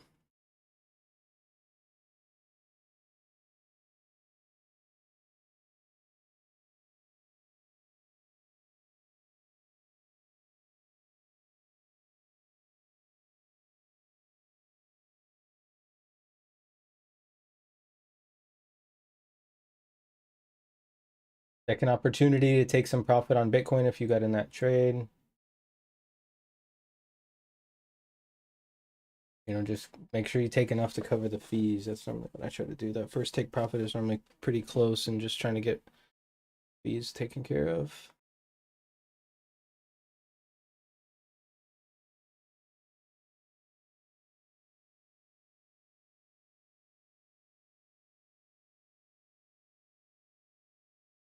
Oh, there's just green everywhere.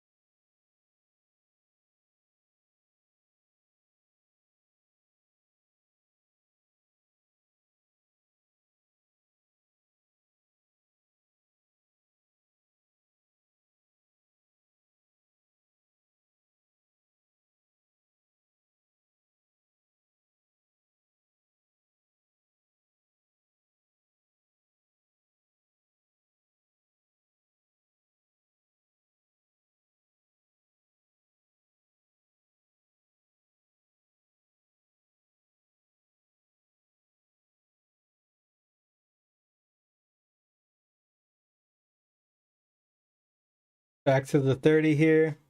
What's up, Otto? Morning.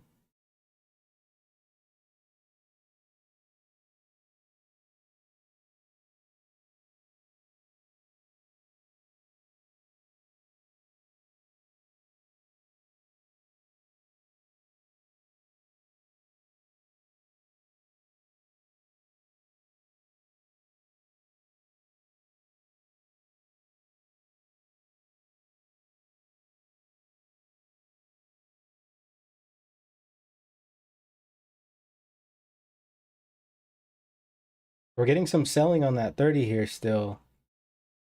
You our sellers are, looking to keep it below this 30 now that we're back below it. It's kind of been a battle over this.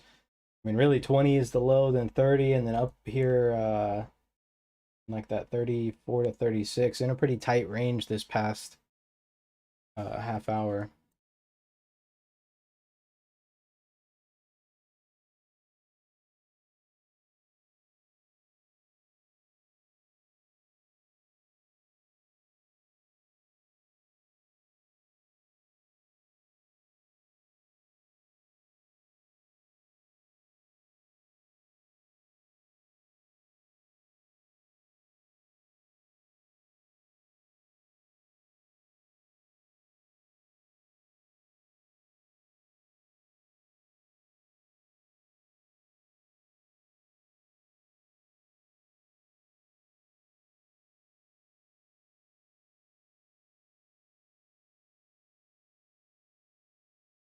There's some selling coming in the market here.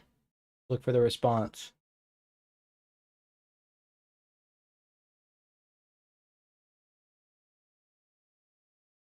And remember to stay objective, right? We have upside, and of course it'd be nice to just come up here and just wreck it to the upside, but value is down and we still have not filled that gap to the upside, right? So there, I mean, even though there is opportunity for long trades, we still have to remain objective and not get so focused on just one section or one direction of trading, and understand the bigger picture as well. Yeah, I did, Otto. I was actually saying that earlier. Yeah, Peter said that he's not gonna be making videos. He didn't say he won't make them anymore. It's just that it won't be like an every Sunday thing. And he said just it's too time consuming for him. So I understand that. He's got a family and stuff.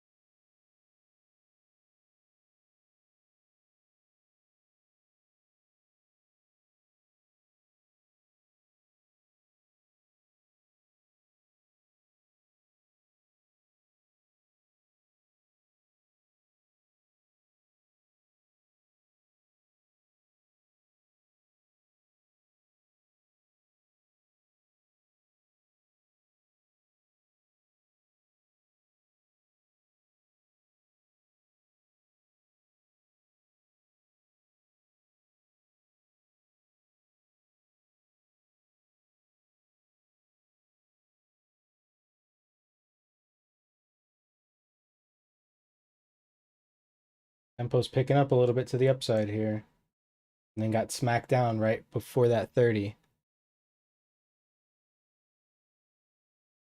Yep, he's looking for that time to value. Yeah, yeah. I mean, that's the thing. It's such a it's a balance when you have to do something that requires so much attention, but you also have other things in your life that are important that also require attention. It's a delicate balance, and it's hard to do without strong psychology. So read those books.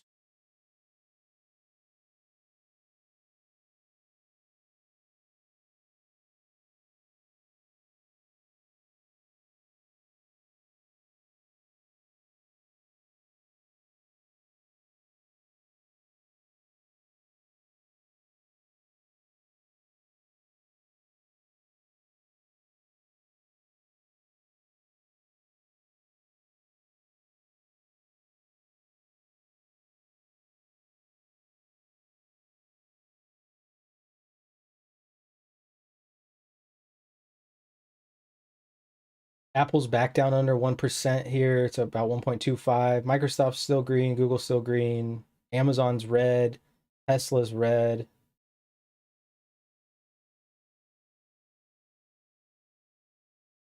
So the FANG's still not looking as strong as it was. But I mean, you've got to give people, or people are gonna, be bound to take some profit along the journey. Typically things don't go straight up and they don't go straight down either.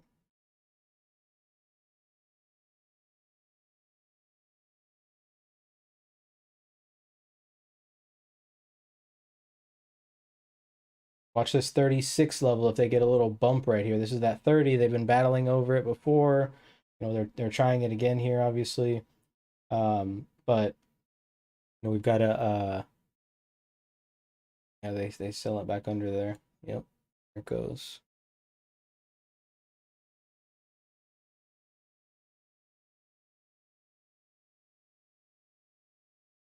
Let's see what H period it's got.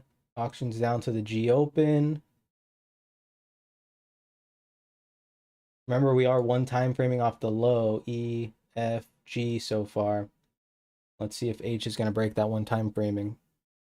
And really, in reality, a break of this one time framing here, and we're starting to see a lot of selling come in the market here, opens these levels back up. There it goes. And this is why I said we've got to be, paying attention to value and the market, and not become solely focused on the long side just because we've taken a long trade and it worked.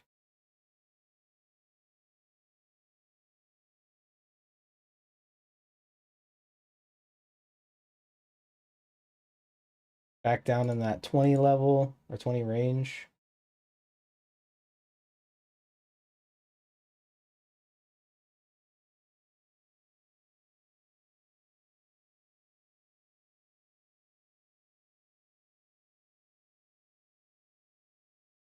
Level down here like 20, 42.15 maybe. Look like a spot where buyers stepped up. And we're right at the Globex low, so the buying here might be a bit mechanical. Glad you move your stop up. Yes, definitely. And that's kind of the first time we've seen the tempo kind of kick in on the downside, right? Yeah, we were able to get those stops and really got below that 20 and haven't really back tested it yet. So this will be a big test right here, this 20. Sellers are going to want to hold us below this 20 level, I think.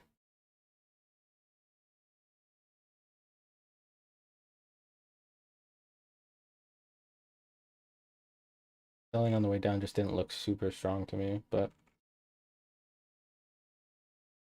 well, I'm not really sold either way on the market today. Like I said, we're in a balanced profile. There's opportunity on both sides. I really like this 42.45 as a re-offer level for sellers. They look like they, came in a little bit early, didn't get it above the open, and that definitely tells us that we've got to be paying attention to some of this opportunity down here.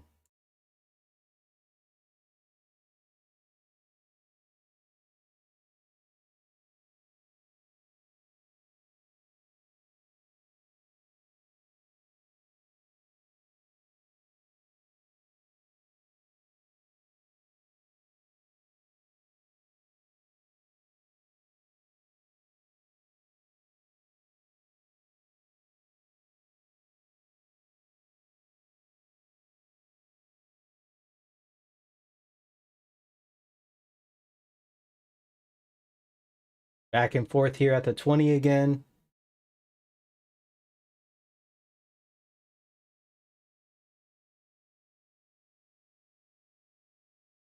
Ooh, tech just flipped red.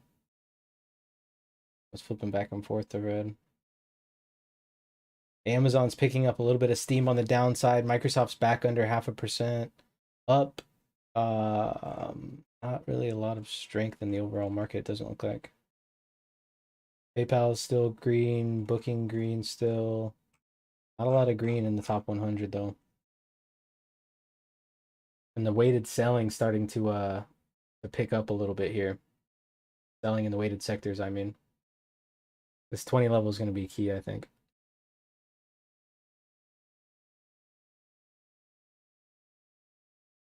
That H low is right at that F half back.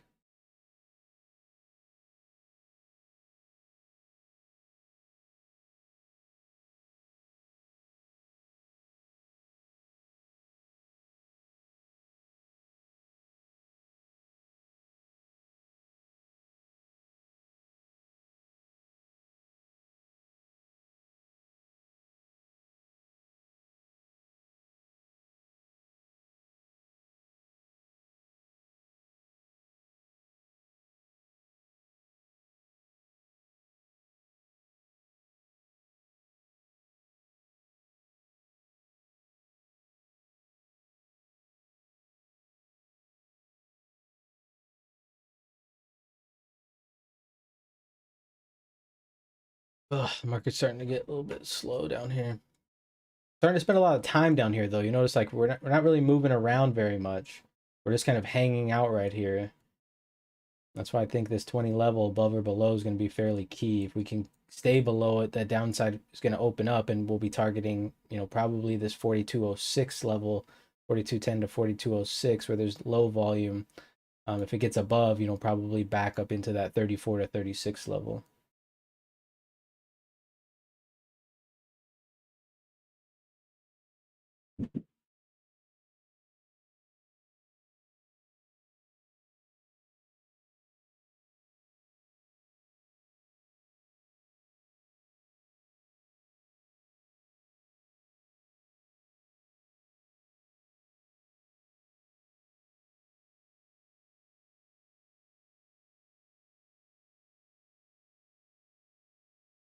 Notice the tempo on the upside here.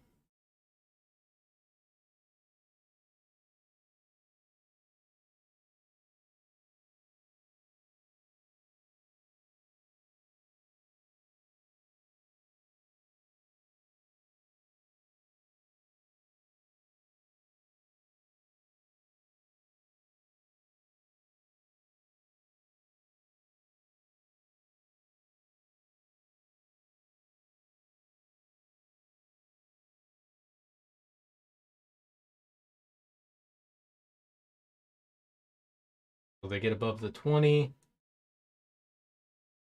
Watch for volume continuation. Whoa.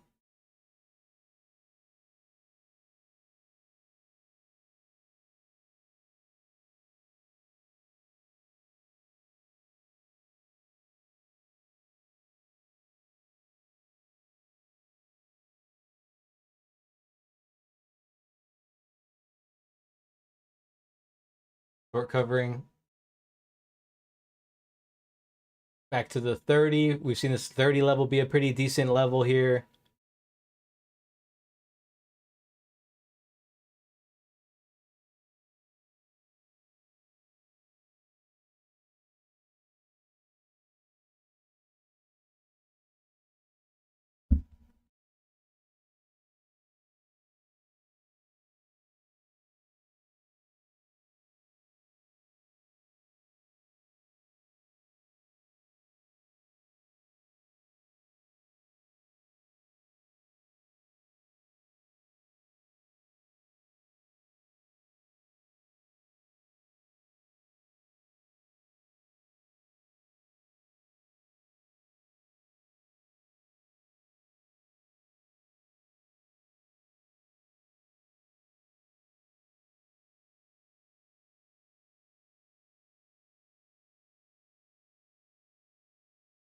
Seller's really trying to hold this 30, and buyers seem to be stepping up on the 28. This thing seems to be getting like really tight right here.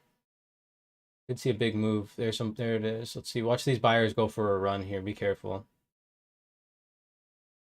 They're able to keep this above this 30. You could see some capitulation from sellers, and you might just start seeing short covering the up the wazoo.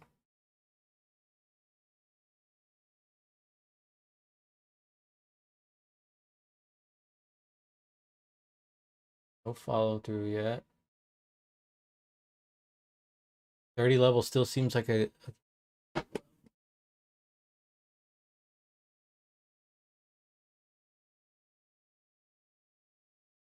Back above.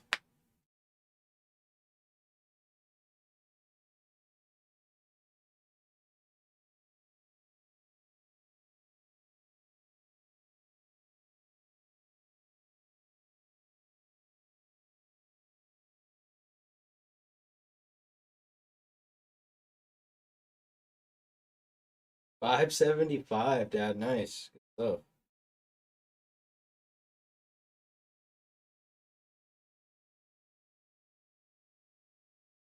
Yeah, when the market's in a range, you just trade the range and just be careful around the edges, you know?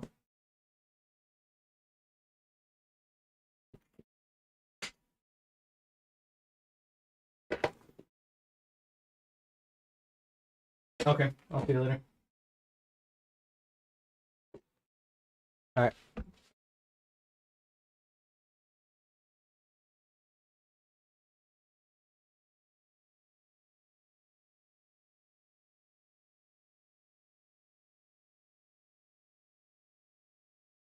So I know it's not really talked about in the market profile, handbook, but I consider this a weak reference whenever we see the market do that. I don't really think that the next time it tests, it'll hold. When H is coming up right to the F high, I think that's a mechanical selling. I think they're just selling the top of that bar.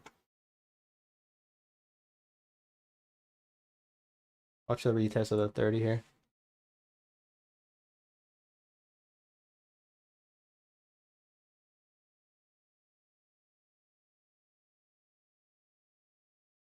Microsoft's back over 0.75 right now.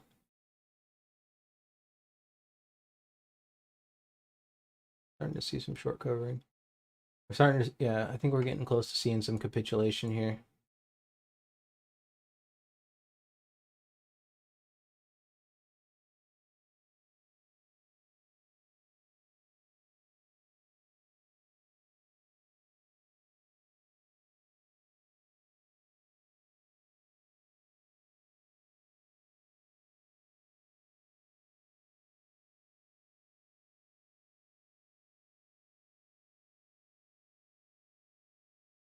Jesus. China's getting a smackarooski today, too. They sure are. Let me pull up them.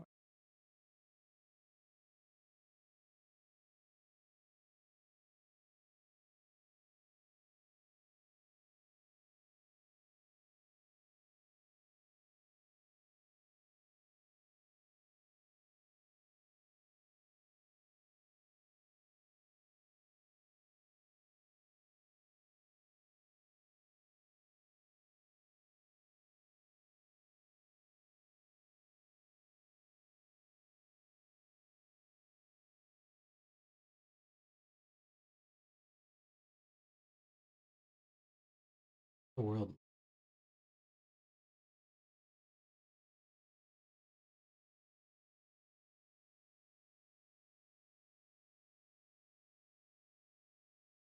I'm trying to get used to this bar chart app.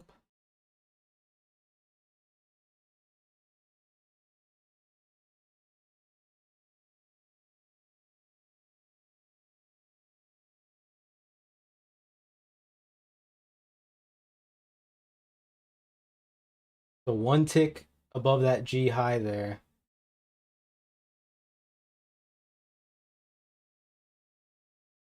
$34 to 36. We know it was resistance. We're above it now, so we'll look for it to act as support. Hey, Martin, thank you, man. I appreciate that. Yeah, Martin said, just wanted to say thanks, learning a lot. Yeah, awesome. And I hope everybody is, Trying to find this. Whoa. Dash.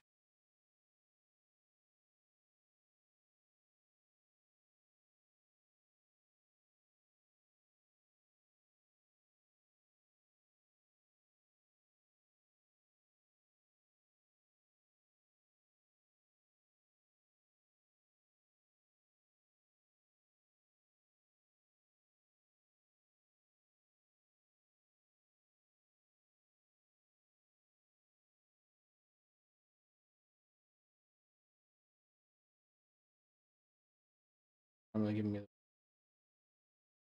I'll have to look for it, guys. I'll find it though. Eventually.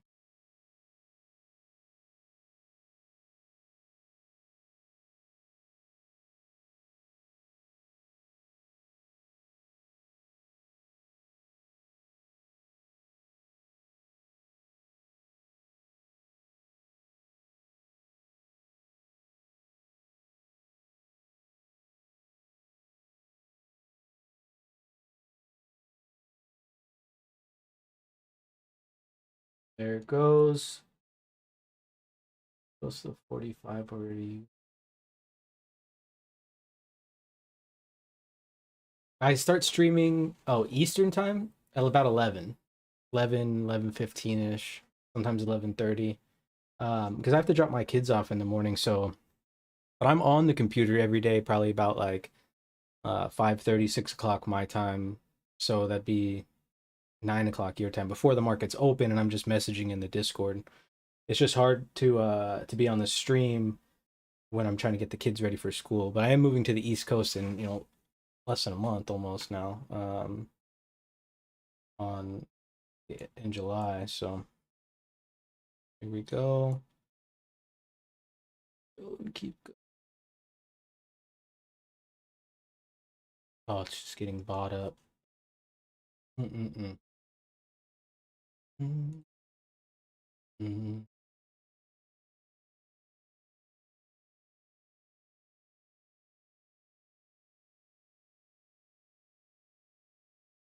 A whole new. Where it is, futures market map. Found it. So,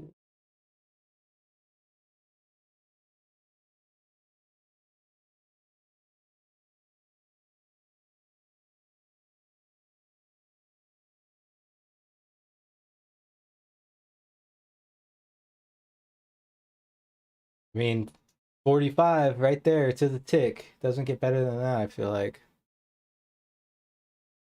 Now the market can just sell off for the rest of the day. I don't mind.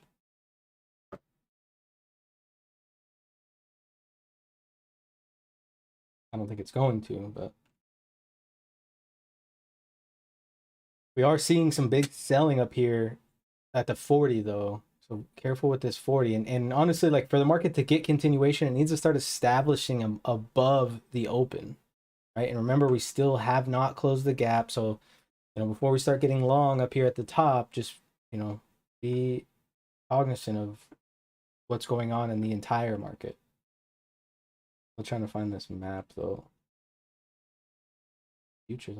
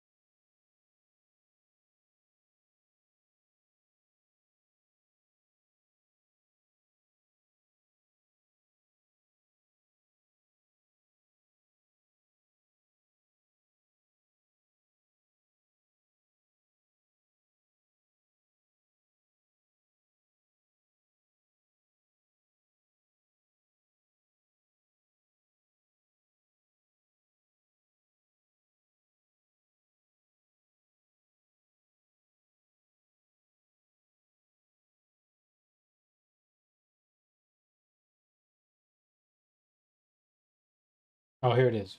Well, here's the CNN one. This one I was using yesterday, but this one will do the job. Look at the other markets, right? Japan market's down 2%, Shanghai's down over 5%, Hang Seng's down over 3%, the DAX, the FTSE, the CAC 40, S&P is just barely down. So I think with those two big down days that we had, a lot of the market kind of preemptively shorted, expecting the U.S. to get up, and so or what it could also be happening is you're getting them taking money out of these exchanges and bringing it over here to North America. We're not signing up for that, buddy. Sorry. Is there a cost for the trading room and planning on taking Or boot camp. There's no cost. All right now.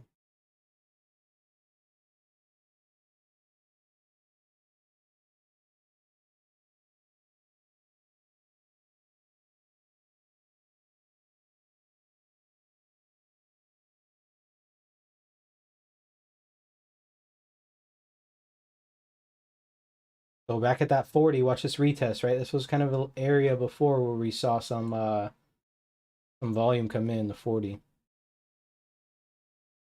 Remember, we still have good excess to the upside and good excess to the downside. The profile is still balanced. We were able to kind of identify that the B shape, there was a break below, but no follow through. And the market came, right into one of our buy zones and was able to pop back up. And now we're still holding, but we are still holding below the open, and there's still a gap up here up until this 62.50, which you can still expect selling up here as well. The key thing here to pay attention to is today at the close, are we going to get more selling in this spike base, or are buyers going to initiate and start buying into it, and then capitulation from all of the overnight trades that were 100% net short? For Bitcoin, it still looks like we're getting some decent volume into the upside. There is there there is still some good volume pouring in. We're one time framing up, so really nothing to worry about here. The big thing to think about is as we're coming back into this weekend value, even though I'm not a huge believer in the strength of these weekend hands, I think these are weekended traders, and I think above that, we could really start to move. It's just notice that the tempo is slowing a little bit on Bitcoin as we are getting to these higher levels. So the buyers that were kind of willing to buy down here, and even here at that 39.4 is, this 150 points higher for some reason seems to be a little bit of struggling. But you also could be getting people shorting the market that's going up, which is so natural for most human beings, right? And then, what was funny is yesterday I was watching Tasty Trade, and one of the guys brought up, I can't remember who it was that brought it up, but somebody said, why is it so psychologically are we willing to short something that's going up than we are willing to buy something that's going down, right? That's a pretty big, I mean, not a pretty big statement, but like pretty factual statement if you really start to think about that.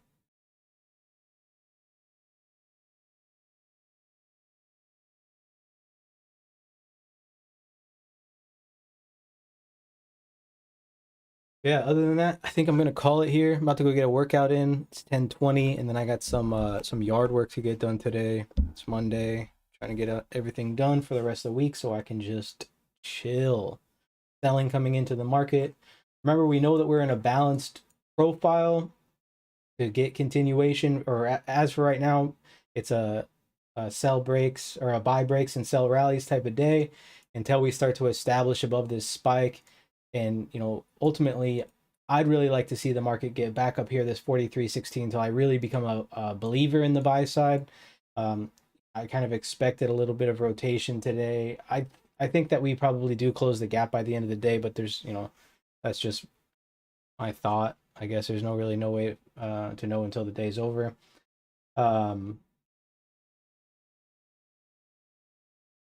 Today it makes sense that the market got a little bit too short early here in E and F, and really that Globex was a little bit too short. Remember, E period was right at that London close, so they gave a little flush, and then F period was just kind of a check, like, hey, you guys still don't want to sell it down here, and then no sellers showed up below that 4,200, and the market popped back up here. So really, we're just monitoring for continuation. If this H high breaks above the open, look for volume to come in, look for them to take this mechanical high at the C high and start to try to close that gap, and possible responsive sellers up here in that spike. But above, I mean, really above the settle, you figure like you're going to get some more capitulation from these overnight shorts that are weak-handed, and you could really get a pop up. So, just be careful as the day's going on. Thanks, All Stars. I appreciate it. Adam, Trin, you guys have a wonderful day as well. Make sure you are managing risk and sticking to your trade plan, and I will see you guys in the Discord. Thanks.